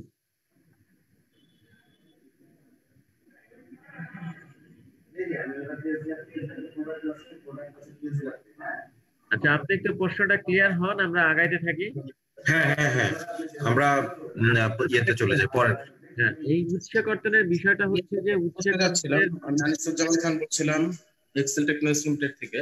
হ্যাঁ, আমার প্রশ্ন হচ্ছে স্যার, অব্যাহতি প্রাপ্ত পণ্য যেগুলো, এগুলো কি স্যার মূল্য ঘোষণা করা বাধ্যতামূলক? না, অব্যাহতি প্রাপ্ত পণ্যের মূল্য ঘোষণা 4.3 তে দরকার নেই, কারণ এটা তো আপনি রিবেট পাবেন না। ওটার মধ্যে যে বিষয়টা হচ্ছে যে অব্যাহতি প্রাপ্ত পণ্যের মধ্যে যে র মেটেরিয়াল আপনি ইউজ করতেছেন, সেই র মেটেরিয়ালের বিপরীতে যে ট্যাক্স আপনি দিয়েছিলেন, ভ্যাট দিয়েছিলেন, সেটা কিন্তু আপনি ফেরত পাবেন না। অতএব এর জন্য 4.3 দরকার নেই। ধানমন্ডি ভ্যাট অফিসে স্যার এটা নিয়ে আর কি ওনারা প্রেসার ক্রিয়েট করতেছে মূল্য ঘোষণা দেওয়ার জন্য, কিন্তু ওনাকে বলেন যে আপনি কোন আইনে কোন বিধিমালা, আপনি আইন দেখাই দেন যে আমি তো এটার রিবেট নিব না, আপনি কি 4.3 কেন দিবেন? স্যার একটু কাইন্ডলি কি বলবেন যে এটা কোন আপনি আইন দিয়ে তাদেরকে দেখাইতে পারি স্যার? আপনি ওনাকে বলবেন যে 4.3 হচ্ছে 4.3টা হচ্ছে 46 এর জন্য, ধারা সেকশন 46 এর জন্য 46 এর বেনিফিট নিতে হলে আমার 4.3 লাগবে, এছাড়া 4.3 আমার কোনো প্রয়োজন নেই। তাহলে আপনি আমাকে কেন 4.3 এর জন্য চাপাচাপি করছেন? স্যার এটা কোন আইনের দিয়ে স্যার আসলে আমার মূল্য ঘোষণাটা দিতে হবে না, এটা একটু যদি স্যার বলে দিতেন তাহলে হচ্ছে স্যার আমরা আমি এক্সাম্পটেড পণ্য তৈরি করি, আমি এখানে ভ্যাট লায়াবেল না, এই জন্য মূল্য ঘোষণা দিব না। জি স্যার, থ্যাংক ইউ স্যার। ঠিক আছে, জি স্যার, থ্যাংক ইউ স্যার। আসসালামু আলাইকুম। হ্যাঁ, আমি মোহাম্মদ সাজিদুল করিম রায়ান্স কম্পিউটার্স থেকে বলছিলাম। স্যার আমার দুইটা প্রশ্ন ছিল, একটা হচ্ছে যে 144 নাম্বার যে এসআরও আছে, সেক্ষেত্রে তো এখানে তো আমাদের যে বিক্রয়যোগ্য পণ্য আছে অধিকাংশ বিক্রয়যোগ্য পণ্য হচ্ছে যে ভ্যাট এক্সাম্পটেড, সেক্ষেত্রে আমরা যদি 6.3 ইস্যু করি, সেক্ষেত্রে কি আমরা ভ্যাট এক্সাম্পটেড সিল ইস্যু করে আমরা 6.3 ফর্মটা? অবশ্যই, আপনি যেহেতু আপনার পণ্য যেহেতু এক্সাম্পটেড, আপনি একটা সিল ব্যবহার করবেন অথবা লেখা দিবেন অব্যাহতি প্রাপ্ত। ওই যে ভ্যাটের রেট যেখানে লেখা আছে 6.3 তে, জি স্যার, ওইখানে আপনি লিখে দিবেন অব্যাহতি প্রাপ্ত, এক্সাম্পটেড কথাটা লিখে দিবেন। জি স্যার, আরেকটা প্রশ্ন আছে স্যার, 6.3 ইস্যু করার পরে যেহেতু আমরা ওখানে যদি ভ্যাট এক্সাম্পটেড সিল ইস্যু মানে ব্যবহার না করে যদি আমরা সেক্ষেত্রে প্রাইস যদি উল্লেখ করে দিই, সেক্ষেত্রে অনেক সময় 6.6 ফর্ম পেতে তো অনেক সময় লাগে। এই 6.6 ফর্ম যে কতদিন পর্যন্ত স্যার অ্যাক্টিভ থাকে? না, 6.6 তো আমাকে আপনি বললামই কিছুক্ষণ আগে যে আপনি 6.3 যেখানে যখন ইস্যু করবেন তারপরে থেকে পরবর্তী 6 মাস পর্যন্ত, 6 মাসের মধ্যে আপনি বেনিফিটটা পাবেন। Thank you sir. আমার মনে হয় মুস্তাফিজুর রহমান ভাইকে একটু আর একটু কোশ্চেন নিচ্ছি আমি। আমার অনেকক্ষণ থেকে হ্যান্ড রেজ করে আছেন লিউনিক ভাই কুমিল্লা থেকে। লিউনিক ভাই আপনি যদি আনমিউট করে প্রশ্ন করেন। জি, আসসালামু আলাইকুম। ওয়ালাইকুম আসসালাম। জি, আমি মুস্তাফিজকে বলছিলাম যে রাজস্ব বোর্ডের যে সফটওয়্যারটা আছে না, ওয়েবসাইটটা, ভ্যাট অনলাইন ওয়েবসাইটটা, এটাকে বাংলায় করা যায় না? মানে অপশন রাখা যায় না বাংলায়? টোটাল জিনিসটাই ইংলিশে, মানে একটা জায়গা নেই যে এখানটা বোঝানোর জন্য। যেমন আপনি প্রেজেন্টেশনটা যেটা করলেন আজকে, বাংলায় করলেন, বাংলাতে বুঝালেন, শতকরা 100% লোক বুঝতে পারছে সবকিছু। কিন্তু এই ভ্যাট অনলাইন রেজিস্ট্রেশন যে ওয়েবসাইটটা, এটাতে একটা অক্ষর নয় যে বাংলায়, তাতে আপনারা কিন্তু আমার মনে হয় যে এটা খুব বেশি লোক আকর্ষণ করতে পারতেছেন না, আমার যেটা ধারণা। মিস্টার, আপনাকে একটু বলি, লুনিক না, সরি আমি আপনার নামটা ঠিক মতো উচ্চারণ করতে পারিনি, আমি দুঃখিত। তো আমি যে জিনিস বলছি, আসলে এটি একটি প্রকল্প ছিল অনেক 2015 সালে প্রকল্পটা হাতে নেওয়া হয়েছিল। কোনো কারণে হোক এটা প্রকল্পটা চালু ঠিকমতো রান করা হয় নাই। এখন আমরা এটা প্রকল্পটাকে খুব গতিতে এগিয়ে নেওয়ার চেষ্টা করছি। তো এটি যেহেতু সফটওয়্যার ডেভেলপমেন্টের পর্যায়ে, এই জন্য আমাকে প্রথমে ইংরেজি ভার্সনে এটা সবকিছু করতে হচ্ছে। আমরা ইংরেজি ভার্সনে পুরো সফটওয়্যারটা ডেভেলপ করার পরে কমপ্লিট সফটওয়্যার ডেভেলপ করে আমরা এটাকে আবার এটার দুইটি অপশন থাকবে, বাংলা এবং ইংলিশ দুইটাই থাকবে। Thank you. আমার ওইটাই দেখলাম এটা হবে কিনা। ডেভেলপ হওয়ার পরে এখন মানে আন্ডার ডেভেলপ প্রসেসে আছে, তো যে কারণে আমরা বাংলা ভার্সনটা এখনো আনতে পারি না। ডেভেলপ হয়ে গেলে তখন দুটো ভার্সনই আমাদের। বিশেষ করে এখন ইউজার গাইডটা আপনারা যদি করতে পারতেন বাংলা, ইউজার গাইডটা অ্যাটলিস্ট, তাহলে আমাদের অনেকের জন্য সুবিধা হতে পড়তো। এবং আপনাদের মনে হয় অনলাইন বাংলায় আছে ইউজার গাইড, এখানে নাই, এখানে নাই ইউজার গাইড, আমি এখানে নাই, ওখানে ইউজার গাইডটা বাংলায় নাই। আপনাদের এখানে আমি অনলাইনে আমি আচ্ছা ঠিক আছে, আমি আপনাদের এই ইউজার গাইডটা বাংলায় করার আমি ব্যবস্থা করছি। থ্যাংক ইউ ইউনিক ভাই, আপনাকে ধন্যবাদ। আমি আরেকটা কোশ্চেন নেই। সিকিউরিটি সিস্টেম থেকে আপনি হ্যান্ড রেজ করেছেন, আপনার যদি কোশ্চেন থাকে আনমিউট করে কোশ্চেন করবেন। আসসালামু আলাইকুম, আমি মাহফুজুর রহমান চৌধুরী, সিকিউরিটি সিস্টেম, চট্টগ্রাম। আমার একটা কোয়েশ্চেন হলো, আমি শুধু গভর্নমেন্ট টেন্ডারে অংশগ্রহণ করি। টেন্ডার কাজ আমি যদি টেন্ডার পাওয়ার পরে আমার কাছ থেকে ব্যাট এবং ট্যাক্স গেটে যা থাকে ওই বিলটাই আমি পাই। এখন আমার প্রশ্ন হলো, আমাকে কি প্রতি মাসে কি ব্যাট ট্যাক্স বা ব্যাটের চালান কি সাবমিট করতে হবে? এটা কি ম্যান্ডেটরি?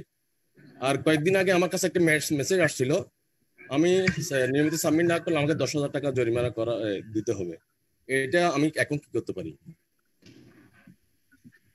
হ্যাঁ, এটা হলো আপনার জন্য ম্যান্ডেটরি। আমরা এতদিনে এটা সিস্টেম অফ রাখছি, আপনার কাছে এখন অটোমেটিক মেসেজ যেতে থাকবে যে 10,000 টাকা যদি আপনি সাবমিট না করলে পরে সিস্টেম আপনাকে একটা মেসেজ পাঠিয়ে দিবে যে আপনাকে 10,000 টাকা জরিমানা করা হবে। প্লাস আপনার দেরিতে গেলে পরে সিস্টেম আপনাকে ইন্টারেস্ট চার্জ করবে। এগুলো মেসেজ আপনি কন্টিনিউস পেতে থাকবেন। এতদিন আমরা অফ করে রেখেছিলাম, যে এতদিন আমরা এটা করিনি জাস্ট ট্যাক্স পেয়ারদেরকে উদ্বুদ্ধ করার জন্য। তো আমরা যেহেতু এই অনলাইন প্রজেক্টের এই রিটার্ন সাবমিশনটা গত অক্টোবর থেকে চালু করেছি, এই অক্টোবরে এসে মানে গত মাস পর্যন্ত আমাদের এইটা ছিল না, এই মাস থেকে আমরা এটা চালু করেছি, যে এটা এখন আর ওই অফ নাই, এখন কি অটোমেটিক সিস্টেম। তো আপনাদের আপনার দায়িত্ব হলো যে আপনি রিটার্ন, আপনি যদি কখনো আপনার ট্যাক্স লায়াবিলিটি না হয়, আপনি নীল রিটার্ন সাবমিট করে দিবেন অনলাইনে, জাস্ট ক্লিক করে দিবেন যে কোনো অ্যাক্টিভিটিস নাই, জিরো। তাহলে পরে আপনি বাকি ঘরগুলো আপনি জিরো করে দিয়ে আপনি সাবমিট করে দিবেন। অনলাইনে দেবো নাকি অফিসে গিয়ে দিই? অনলাইনে দেওয়া তো সবচেয়ে সুবিধা। আপনার অফিসে এত কষ্ট করে বাইরে যাবেন কেন? আমরা আগামীকাল আপনাদেরকে how to submit online return আমরা দেখাবো, প্র্যাকটিক্যালি দেখাবো, so that you can easily submit the online return. আজকে যারা 150-200 জন আছেন, তারা আমি মনে করি কালকে আমি আপনাদেরকে দেখানোর পরে আপনাদের আর অনলাইন রিটার্ন দাখিল করে আপনাদের কাছে একটা পান্তা ভাতের মতো মনে হবে। ঠিক আছে, এইটা হলো কিছুই না, আপনারা ইজিলি দিয়ে দাখিল করতে পারবেন। Thank you.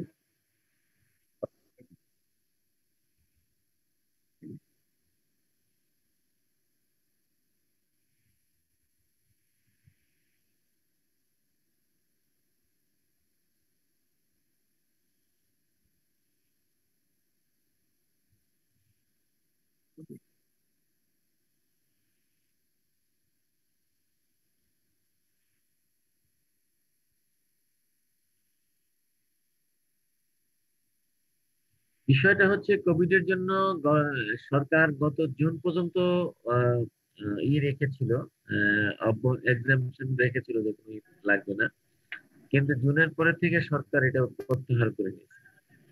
আর এই জুনের পরবর্তী থেকে আমরা তো বলছি যে আমাদের সিস্টেমে শুধুমাত্র এই মাস থেকে শুরু হয়েছে, আপনার আগের মাসের রিটার্ন গুলো তৈরি করেন, অসুবিধা নেই, আগের রিটার্ন গুলো দিতে থাকেন অনলাইনে। স্যার আমার আরেকটা প্রশ্ন ছিল স্যার, সেটা হচ্ছে গিয়ে আমরা আমদানি পর্যায়ে যে অ্যাডভান্স ইনকাম ট্যাক্সটা দিয়ে আসি, তো সেইটা অ্যাডভান্স স্টেট ভ্যাট যেটা দিয়ে আসি, সেটার ব্যালেন্সের সাথে স্যার আমরা কি 100% অ্যাডজাস্ট করতে পারবো যখন ভ্যাট রিটার্নটা সাবমিট করব? আমি একটা কথা বলেছি যে উৎসে কর্তনের ভ্যাটের যেটা আছে, উৎসে কর্তনের ভ্যাটটা আপনি সাথে এটা অ্যাডজাস্ট করতে পারবেন না, কারণ উৎসে কর্তনের সমস্যা হলো যে উৎসে কর্তনের জন্য আপনাকে টাইম লিমিট দেওয়া আছে, ওই টাইম লিমিটের মধ্যে আপনাকে ট্রেজারি জমা করতে হয়। যেহেতু ট্রেজারি জমা করতে হয়, আর ট্রেজারি যদি একবার জমা হয়ে যায় সেটা তার আপনি অ্যাডজাস্ট করতে পারবেন না, কারণ আপনি তো আরেকটা প্লাস করলেন, তাই না? যে কারণে এই টাকাটা আপনাকে রিফান্ড চাইতে হবে, ওই রিটার্নের মাধ্যমে রিফান্ড চাইতে হবে।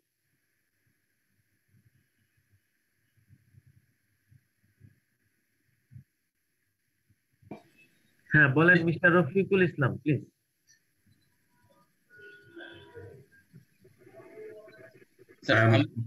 রফিক ভাই আপনার কোশ্চেন ছিল, আপনি কথা বলুন প্লিজ। আমি কি হ্যালো? হ্যাঁ আপনাকে শুনতে পাচ্ছি আমরা। না আমরা একটা জিনিস জানতে চাচ্ছিলাম যে 144 দিয়া ব্যবসায়ীদেরকে যে ট্যাক্স এক্সাম্পটেড যে ফেসিলিটিটা দেওয়া হয়েছে, আমরা যারা আমদানিকারকের কাছ থেকে প্রোডাক্ট কিনে সরকারি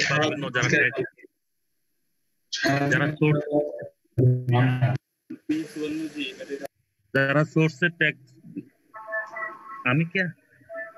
আমি রফিক সাহেব আপনার কথা শুনতে পাচ্ছি, কিন্তু আপনার কথাটা কেটে কেটে যাচ্ছে।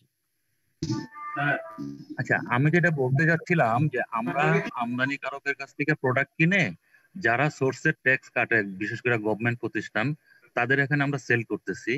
তো আমদানিকারক যখন প্রোডাক্ট আমাদেরকে উইদাউট ভ্যাট ট্যাক্সে বিল করছেন, আর আমরা যখন সরকারি বা আধা সরকারি যারা সোর্সে ভ্যাট কাটে তাদেরকে যখন আমরা সাপ্লাই দিচ্ছি, তারাও আমাদের কাছ থেকে 7.5% ভ্যাট কাটতেছে। তো আমরা দুইটা থেকে কিন্তু ভ্যাট দিয়ে যাচ্ছি, কিন্তু সেটাকে ফেরত পাওয়ার কোনো উপায় আছে কিনা এক্সাম্পটেড প্রোডাক্টের ক্ষেত্রে? না, এক্সাম্পটেড আমরা দুই জায়গা থেকে দিচ্ছি, কিন্তু আমরা ফেরতের জায়গাটা কোথায় পাবো? যেহেতু আমরা এক্সাম্পটেড কষ্টটা এখানে, এক্সাম্পশনের কষ্টটা এখানে, আর ভ্যাটের মজাটা ওইখানে যে ভ্যাটের মধ্যে ফেরতের একটা প্রভিশন আছে, এই প্রভিশনের কারণে আপনি ভ্যাট ফেরত পাবেন, কিন্তু এক্সাম্পশনের ক্ষেত্রে কোনো ফেরতের কোনো সুযোগ নেই। এক্সাম্পটেড থাকে তার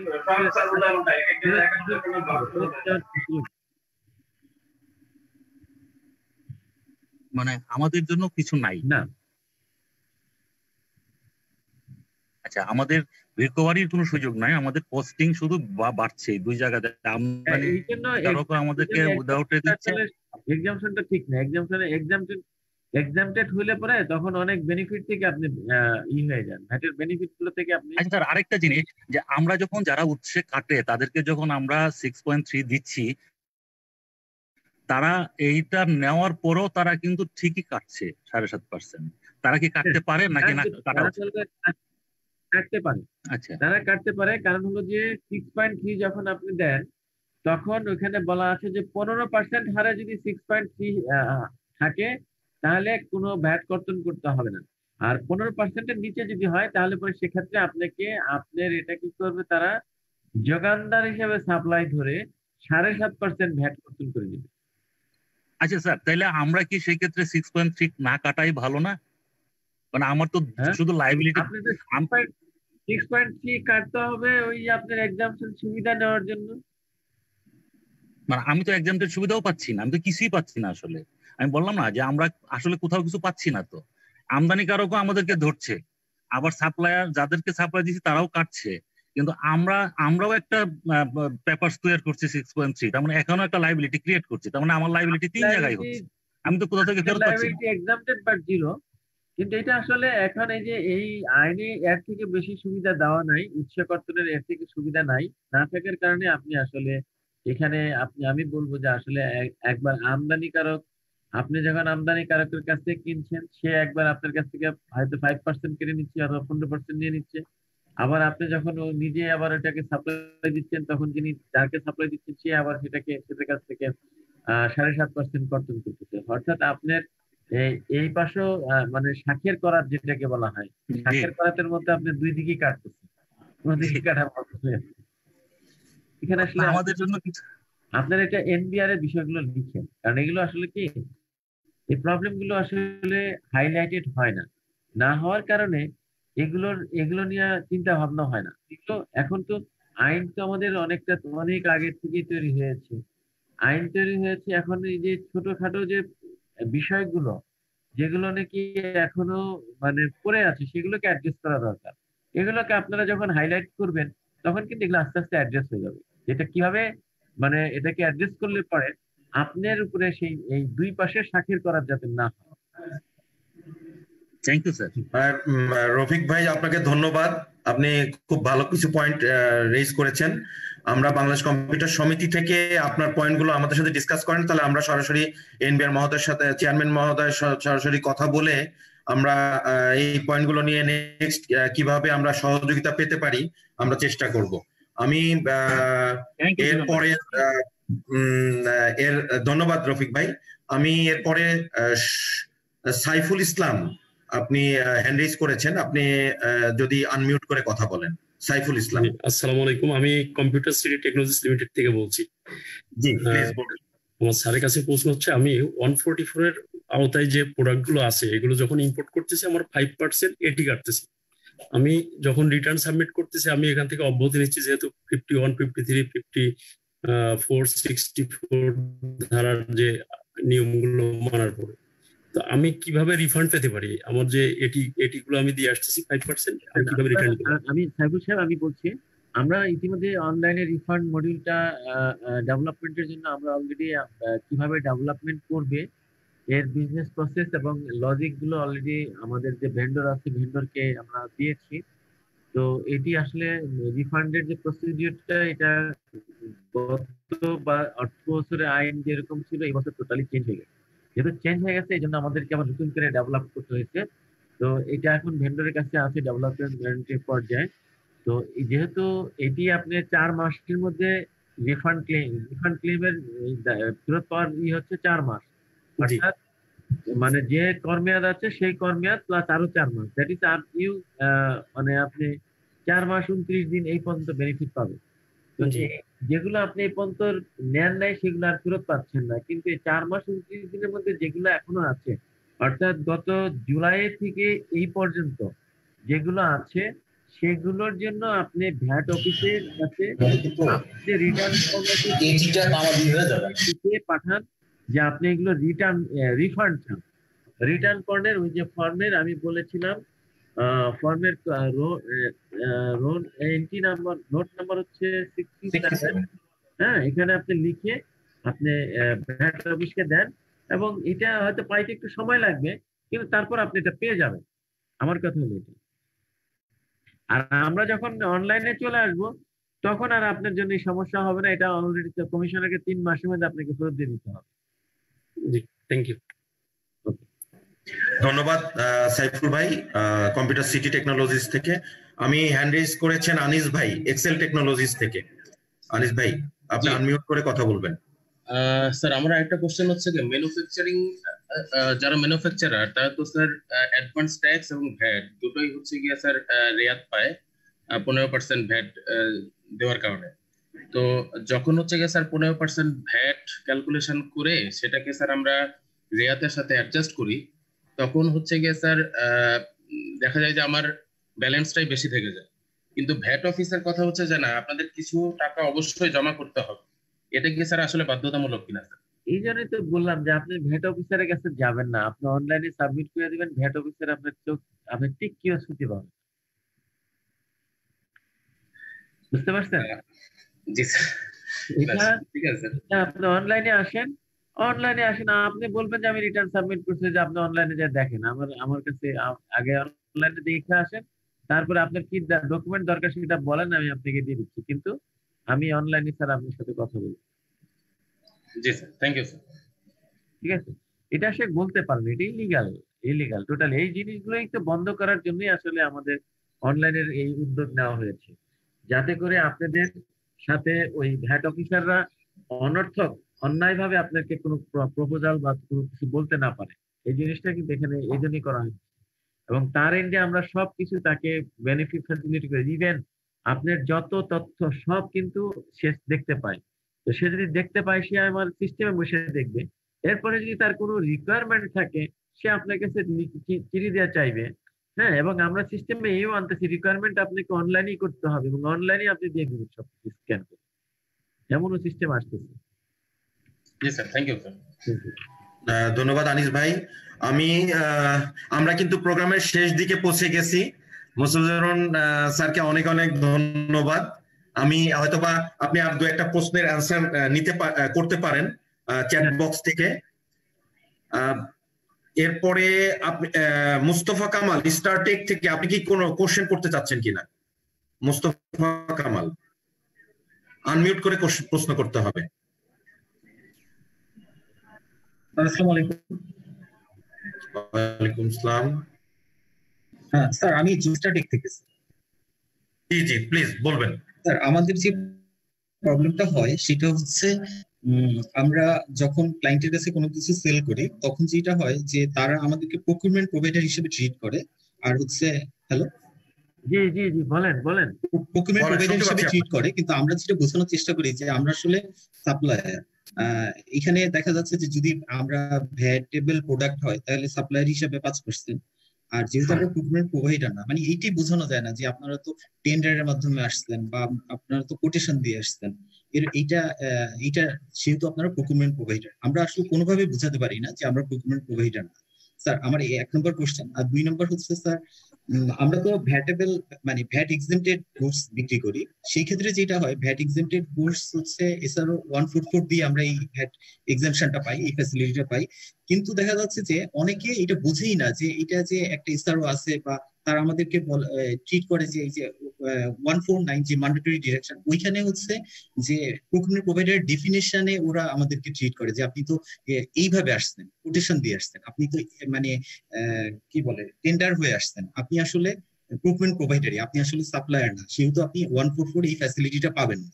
এই জন্য দেখা যায় যে প্রকিউরমেন্ট প্রোভাইডারে আমাদের রেট হিসেবে আমি আপনার প্রশ্নটা জবাব দিই। আপনার প্রশ্নটা হলো এরকম যে আপনি যখন সাপ্লাই দিবেন, that will be treated as exempted supply, but when this supply is received by some VDS entity, they will deduct VAT as a procurement supplier from you, and it is as per rule 4 of VDS rule.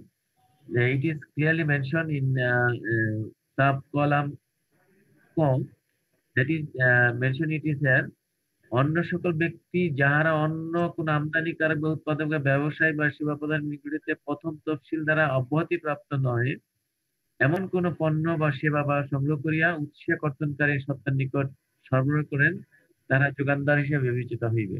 অর্থাৎ শুধুমাত্র 5 তফসিলে যে সমস্ত পণ্য আছে সেগুলো যদি আপনি supply দেন, তাহলে পরে আপনাকে যোগানদার হিসেবে ট্রিট করবে না। এছাড়া অন্য কোনো তফসিল দ্বারা যদি কোনো এক্সাম্পটেড কোনো পণ্য বা সেবা আপনি সাপ্লাই দিয়ে থাকেন, আপনি নিজে প্রকিউর করেন বা অন্য কারো কাছ থেকে নিয়ে করেন, যেভাবেই করেন না কেন, আপনাকে যোগানদার হিসেবে ট্রিট করা হবে। এখন হচ্ছে আমি হচ্ছে সাপ্লায়ার, সেহেতু আমি যদি ভ্যাটেবল মানে ভ্যাট এক্সেম্পটেড গুডসটা বিক্রি করি, তাহলে তো আমার এন্টিটি বা গভর্নমেন্ট অর্গানাইজেশন আমার তো ভ্যাটটা কাটবে না।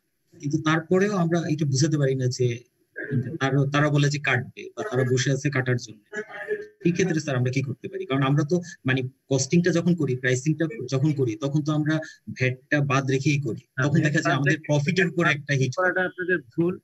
কারণ হচ্ছে আপনি যেহেতু অব্যাহতিপ্রাপ্ত পণ্য এছাড়া দ্বারা অব্যাহতিপ্রাপ্ত পণ্য বা সেবা বিক্রি করেন, এবং এটা এছাড়াতে মানে উচ্চ কর্তনে এছাড়াতে বলা হচ্ছে যে আপনাকে আপনার সাপ্লাইয়ের বিপরীতে ভ্যাট উচ্চ কর্তন করা হবে এবং সেটা যোগানদার হিসেবে কর্তন করা হবে। তো এই জন্য আপনি যখন সাপ্লাই দিবেন, টেন্ডারে পার্টিসিপেট করবেন, অবশ্যই আপনাকে ভ্যাট যোগ করে দিতে হবে। ভ্যাট যোগ না করলে পরে আপনাকে নিজের পকেট থেকে ভ্যাটের টাকাটা তারা আপনার প্রফিটের অংশ থেকে দিতে হবে। এটাই হচ্ছে কথা। আচ্ছা, আমি আরো কয়েকটা চ্যাট বক্সে আছে উম্মে সালমা, উনি প্রশ্ন করছেন যে মেয়েরা যদি মালিক হয় তাহলে পরে কোনো উপকারিতা আছে কিনা। ভ্যাটের এটা ইনকাম ট্যাক্সের ক্ষেত্রে আছে, মেয়েরা যদি মালিক হয় তাহলে পরে তারা কিছু বেশি বেনিফিট পাবেন, কিন্তু ভ্যাটের ক্ষেত্রে কিছু সাপ্লাইয়ের ক্ষেত্রে আছে। আপনি 144 SR এর মধ্যে একটু যায় দেখবেন যে এখানে কিছু কিছু সাপ্লাইয়ের ক্ষেত্রে মেয়েদের একটু বেনিফিট দেওয়া আছে, কিন্তু সব ক্ষেত্রে না। ঠিক আছে, এটা আপনারা একটু দেখে নিন। 144 এর মধ্যে কিছু কয়েকটা সাপ্লাইয়ের ক্ষেত্রে মেয়েদের কিছু সুবিধা দেওয়া হয়েছে। আমরা কিছু কোশ্চেনের অ্যান্সার কালকের জন্য রাখছি। মুস্তাফিজুর রহমান স্যারকে অনুরোধ করব, আজকে আমরা বেশ অনেকটা সময় আমরা পার করেছি, আমরা মনে হয় আর কোশ্চেনে না গিয়ে আমরা কালকের জন্য আবার কিছু কোশ্চেন আমরা স্টোর করছি, আমরা কালকে আবার কন্টিনিউ করব। আর মুস্তাফিজুর রহমান স্যার আপনি যদি আপনার শেষ কথা বলে আজকের জন্য সমাপ্তি ঘোষণা করতে পারেন কিনা। আচ্ছা, ঠিক আছে। আমি আসলে কালকে আপনাদের জন্য আমরা যে জিনিসটা চেষ্টা করব যে আমরা প্র্যাকটিক্যালি লাইভ মোডে আপনাদেরকে আমরা ভ্যাট অনলাইন সিস্টেমটা দেখানোর চেষ্টা করব, এবং আমরা আমরা আশা করছি যে আপনারা যদি লাইভ মোডে দেখেন তাহলে পরে আপনাদের জন্য যে অনলাইনে রিটার্ন সাবমিশন, যেটাকে আপনারা কষ্টকর মনে করছেন, সেটা কষ্টকর হবে না। এবং রিটার্ন সাবমিশনটা যদি করতে পারেন, আর চালানগুলো কাটাতে কোনো বিষয় না, যেহেতু আপনাদের কোনো ভ্যাট নাই, অর্থাৎ চালানের শুধু কাগজ এমনি একটা দোকান থেকে যেহেতু ক্যাশ মেমো দেন, ওই ক্যাশ মেমোর পরিবর্তে ভ্যাটের ক্যাশ মেমো দিয়ে দিবেন, সমস্যা তো আমি দেখছি না। আর খাতায় যদি হিসাব রাখেন সেটি আপনার জন্যই ভালো, কারণ রেজিস্টারে কোনো কিছু হিসাব থাকলে পরে কতটি মাল আছে, কতটা বিক্রি হচ্ছে, এই হিসাবটা যদি আপনি রাখেন আপনাদের জন্য, আপনি যখন একটা ব্যবসা পরিচালনা করবেন সেই ব্যবসার জন্য ভালো, কারণ আপনার দোকানে অবস্থাটা আপনি প্রতিদিন আপডেট জানতে পারছেন। তা আমি বলবো যে এই ভ্যাটের যে নিয়ম, এটি আপনাদের ফলো করলে পরে আপনাদের ব্যবসা ভালো হবে। এবং রিটার্ন সাবমিশন করতে যদি ঠিকমতো রিটার্ন সাবমিট করেন তাহলে পরে আপনাদের অনেক সমস্যা থেকে, ঝুঁকি থেকে আপনারা মুক্ত থাকবেন। এবং রিটার্ন সাবমিশন খুবই সহজ একটা বিষয়, এবং এই সহজ বিষয়টাকে আরো সহজ করে দেওয়ার জন্য আমরা আপনাদের জন্য এই লাইভ সাবমিশনটা কিভাবে করা যায় সেটার আমরা ডেমো দেখাবো, প্লাস হচ্ছে আমরা আমাদের লাইভও দেখাবো, দুটোই দেখাবো, যাতে করে আপনাদের জন্য সুবিধা হয়। তো ইনশাল্লাহ আগামী দিন আমরা যথাসময় সবাই যেন উপস্থিত থাকি সেটি সকলের কাছে অনুরোধ। কারণ আজকে শুধু থিওরিটিক্যালের কথাগুলো বলেছি, আগামী দিন কিন্তু প্র্যাকটিক্যালি আপনাদেরকে দেখাবো। তো প্র্যাকটিক্যালি দেখাটা আর থিওরিটিক্যাল পড়ার মধ্যে অনেক পার্থক্য আছে। মনে করি যে প্র্যাকটিক্যালটা আপনারা সকলেই উপস্থিত থাকবেন। ধন্যবাদ সকলকে। ধন্যবাদ। উচ্চ কর্তনের এই স্লাইডটা কি স্যার মানে এই আপনি শেষ করতে পারেন নাই, এটা কি স্যার কালকে দেখাবেন নাকি আরেকবার? এটা একটু দেখাবো যে উচ্চ কর্তনের অংশ যেটুকু আছে সেটি। আর এই যে উম্মে সালমা, ওনার যে একটা প্রশ্ন ছিল সেটিকে আপনাকে বলে দেই। ওই 144 এর টেবিল 4 এর স্থান ও স্থাপনা ভাড়া গ্রহণকারী, এখানে নারী উদ্যোক্তা কর্তৃক পরিচালিত ব্যবসার শোরুমের ভাড়ার উপরে যে ভ্যাট আসে সেটা লাগবে না।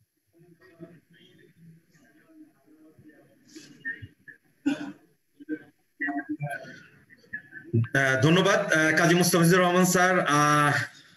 আজকে আসলে কৃতজ্ঞতা আপনার প্রতি। আপনি অনেক পরিশ্রম করে আসলে এই যে কন্টিনিউ আপনি কথা বলে যাচ্ছেন, হয়তো আমরা একটু নিঃশ্বাস নিতে পারছি, আমরা একটু সময় নিতে পারছি। আপনি তো একভাবে কথা বলে যাচ্ছেন, আপনি রেস্ট বিরতি পাচ্ছেন না।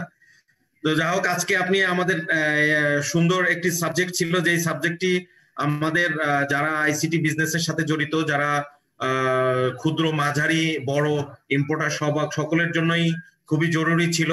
আমি বাংলাদেশ কম্পিউটার সমিতির পক্ষ থেকে মুজাহিদ আল বিরুনি সুজন, আপনারা আজকে যারা অ্যাটেন্ড করেছিলেন তাদের সবাইকে ধন্যবাদ। আমি আজকের এই প্রোগ্রাম জুম টিভির মাধ্যমে ফেসবুকে লাইভ হচ্ছে। আমি জুম টিভিকে ধন্যবাদ জানাচ্ছি আমাদের এই অতি প্রয়োজনীয় একটি ট্রেনিং সেশনকে আপনারা লাইভ করছেন, এই জন্য স্পেশালি ধন্যবাদ জানাচ্ছি। আজকে যারা গেস্ট ছিলেন, আতিকি রাব্বানি স্যার, কাজী মুস্তাফিজুর রহমান স্যার এবং এইচএম শফিকুজ্জামান স্যার, সকলকে ধন্যবাদ জানাচ্ছি। আমি এই একদম শেষ প্রান্তে চলে এসেছি। আমি এই পর্বে শেষে এসে আজকের এই প্রোগ্রামের সমাপ্তি ঘোষণার জন্য অনুরোধ করছি আজকের এই সেশন চেয়ার শহীদুল মনির, প্রেসিডেন্ট বাংলাদেশ কম্পিউটার সমিতি। আমি মনির ভাইকে অনুরোধ করছি আজকের এই প্রোগ্রামের সমাপ্তি ঘোষণা করার জন্য। মনির ভাই। জি, ধন্যবাদ সুজন ভাই। এবং বাংলাদেশ কম্পিউটার সমিতির পক্ষ থেকে এবং আমার নিজের ব্যক্তিগত পক্ষ থেকে Kazi Mustafizur Rahman, commissioner and project director VAT online project কে অসংখ্য ধন্যবাদ জানাচ্ছি। আসলে খুব প্রাণবন্ত একটা সেশন হয়েছে আজকে, এবং আমাদের কম্পিউটার সমিতির মেম্বার অথবা মেম্বারদের যারা এই ভ্যাট সংক্রান্ত কাজে জড়িত আছেন, আমি দেখেছি প্রায় 170 এখানে জয়েন করেছেন। আমি নিশ্চিতভাবে বলতে পারি যেটা খুবই ভালো একটা সেশন হয়েছে, এবং এই সেশন থেকে আমরা অনেকেই অনেক কিছু জানতে পেরেছি। আসলে আমরা অনেক সময় অনেক ধোঁকার মধ্যে পড়ি, অথবা না জানার কারণে আমরা অনেক লস করে থাকি। তা আমার মনে হয় যে আমরা যারা ব্যবসায়ীরা আছি, এই সেশনের মাধ্যমে আমরা যা জানতে পেরেছি তার মাধ্যমে আমাদের ব্যবসা পরিচালনার ক্ষেত্রে আমরা উপকার পাবো। আমাদের এই সেশনে আইবিপিসির কোঅর্ডিনেটর এবং বাংলাদেশ কমার্স মিনিস্ট্রির এডিশনাল সেক্রেটারি গেস্ট স্পিকার হিসেবে ছিলেন। আরো ছিলেন আমাদের কম্পিউটার সমিতির সিনিয়র মেম্বার আতিক রাব্বানি ভাই এবং কামরুল ইসলাম, এবং আগামীকালকের সেশনে আমাদের চিফ গেস্ট হিসেবে থাকবেন আমাদের গণপ্রজাতন্ত্রী বাংলাদেশ সরকারের ডাক কুটিলে যোগাযোগ মন্ত্রী জনাব মুস্তাফা জাব্বার, বাংলাদেশ কম্পিউটার সমিতির প্রাক্তন প্রেসিডেন্ট। আমি আশা করছি আপনারা যারা আজকে অংশগ্রহণ করেছেন তারা প্রত্যেকেই কালকে অংশগ্রহণ করবেন, এবং আপনাদের যা কোশ্চেন আছে এই কোশ্চেন গুলো কালকে আপনারা যদি না বুঝে থাকেন কালকে আবার করবেন। কারণ আমি দেখেছি যে মুস্তাফিজ ভাই এখানে খুব প্রত্যেকের কোশ্চেনই এত সুন্দরভাবে বর্ণনা করছিলেন এবং কোনো বিরক্ত হচ্ছিলেন না। এটা আসলে অনেক বড় ব্যাপার যে প্রত্যেককেই উনি খুব ভালোভাবে অ্যাটেন্ড করেছিলেন। আমি আশা করছি যে আগামীকালকে এই সেশনটাতেও আপনারা আপনাদের যেগুলো জানা নেই ওগুলো জানতে পারবেন এবং টাইমলি আপনারা অ্যাটেন্ড করবেন। এবং এই 2 দিনের সেশনে আশা করছি আমাদের ভ্যাট নিয়ে যে সমস্যাগুলো আছে এই সমস্যাগুলো দূরীকরণে এই সেমিনারটা ভূমিকা রাখবে। এর পাশাপাশি আমি শুনতে পেরেছি যে অনেকগুলো সমস্যা আছে যেগুলো নাকি আমাদেরকে এনবিআর কে নোটিশ করতে হবে। তো আমরা অলরেডি আমাদের ভ্যাট ট্যাক্স স্ট্যান্ডিং কমিটি আছে, তো আজকে সময়ের অভাবে ওই কমিটি চেয়ারম্যান ফাত্তা ভাই জয়েন করতে পারেননি, উনি আগামীকালকে জয়েন করবেন। তো আমি আশা করব যে আমাদের এই স্ট্যান্ডিং কমিটির থ্রুতে আমাদের বাংলাদেশ কম্পিউটার সমিতির পক্ষ থেকে আমরা এনবিআর চেয়ারম্যানকে আপনাদের যা যা প্রবলেম আছে ওটা যদি আপনার সমিতিকে নোটিফাই করেন তাহলে সেক্ষেত্রে আমরা এটা বিস্তারিত ভাবে এনবিআর চেয়ারম্যানের সঙ্গে বসে এটা সলভ করার ব্যবস্থা করব। এবং এখানে মুস্তাফিজ ভাই আছেন, উনিও আশা করি আমাদেরকে সহযোগিতা করবেন।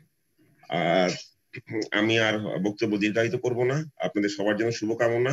যে স্লাইডগুলি দেখানো হলো আগামীকালকে যারা পার্টিসিপেট করবেন প্রত্যেকের মেইলেই এই স্লাইডগুলো আপনাদেরকে দিয়ে দেওয়া হবে, যাতে পরবর্তী রেফারেন্সের জন্য আপনারা এই স্লাইডগুলো ইউজ করতে পারেন। আপনাদের অসংখ্য ধন্যবাদ এবং ভালো থাকবেন, সুস্থ থাকবেন। আসসালামু আলাইকুম। ধন্যবাদ জনাব শহীদুল মনির, প্রেসিডেন্ট বাংলাদেশ কম্পিউটার সমিতি। আমরা অনেকেই আমি দেখেছি কোয়ারি দিচ্ছেন আজকের এই প্রেজেন্টেশনটা। আপনাদের আবারও জানাচ্ছি এটি ফেসবুক লাইভ হচ্ছে জুম টিভির মাধ্যমে। আপনারা ইচ্ছে করলে সেখান থেকে যেহেতু লাইভ সেশন সেটা বাংলাদেশ কম্পিউটার সমিতির ফেসবুক পেজে আবার সেটা দেখতে পাবেন, শুনতে পাবেন। আমি সকলকে অনুরোধ করব আজকে যেভাবে প্রাণবন্ত সকলের অংশগ্রহণ ছিল, আপনারা কালকে যেহেতু প্র্যাকটিক্যাল সেশন আছে রাত 8:30 থেকে 10:30 পর্যন্ত আমাদের কালকে প্র্যাকটিক্যাল সেশন থাকবে।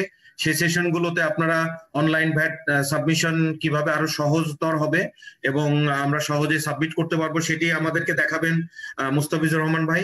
আমি আমার বাংলাদেশ কম্পিউটার সমিতির ইসি বোর্ডের পক্ষ থেকে সারা দেশে যারা বাংলাদেশ কম্পিউটার সমিতির মেম্বার এবং শাখা কমিটির যেসব ইসি মেম্বার ইসি কমিটি থেকে যারা অ্যাটেন্ড করেছেন সকলের পক্ষ থেকে আপনাদের সবাইকে ধন্যবাদ জানাচ্ছি এবং সাধুবাদ জানাচ্ছি আজকের এই প্রোগ্রামে অ্যাটেন্ড করার জন্য, কষ্ট সহ্য করে আমাদের এই ট্রেনিং সেশনে অ্যাটেন্ড করার জন্য। আমরা আশা করব এই ট্রেনিং এর মাধ্যমে আমাদের ভ্যাট সংক্রান্ত জটিলতা, আমরা ভ্যাট নিয়ে যেভাবে ভয় ভীতির কাজ হয় আমাদের মধ্যে ভিতরে সেটা যেন না হয়, আমরা যেন সহজভাবে অনলাইনে ভ্যাট প্রদান করতে পারি। গণপ্রজাতন্ত্রী বাংলাদেশ সরকারের ব্যাকবোন যেটা অর্থনৈতিক চাকাকে আমরা যেন সচল করে রাখতে পারি, আমরা যেন সহযোগিতা করতে পারি আইসিটি সেক্টর থেকে। আমি আবারও ধন্যবাদ জানানোর আগে আবারও একটু জানাতে চাই আমাদের মাঝে কালকে উপস্থিত থাকবেন গণপ্রজাতন্ত্রী বাংলাদেশ সরকারের মাননীয় মন্ত্রী মহোদয় জনাব মোস্তফা জব্বার, ডাক ও টেলিযোগাযোগ মন্ত্রণালয়। আমি আশা করছি তার পাশাপাশি আমাদের সাথে Kamrul Islam FCA senior Bangladesh computer সমিতির সিনিয়র মেম্বার, উনি উপস্থিত থাকবেন এবং আমাদের সাথে আজকের মতো কাজী মুস্তাফিজুর রহমান কমিশনার এবং project director VAT online project, উনি আমাদেরকে আবারও ভ্যাটের বিষয়ে সম্যক জ্ঞান দিবেন এবং আমাদেরকে হাতে কলমে দেখাবেন। আজকের মতো আমি মুজাহিদ আল ইব্রাহিমের সুজন আপনাদের কাছ থেকে বিদায় নিচ্ছি এবং কালকে আবারও দেখা হবে। সবাই সুস্থ থাকবেন, ভালো থাকবেন এই আশা ব্যক্ত করে আজকে প্রোগ্রাম শেষ করছি। আসসালামু আলাইকুম, খোদা হাফেজ।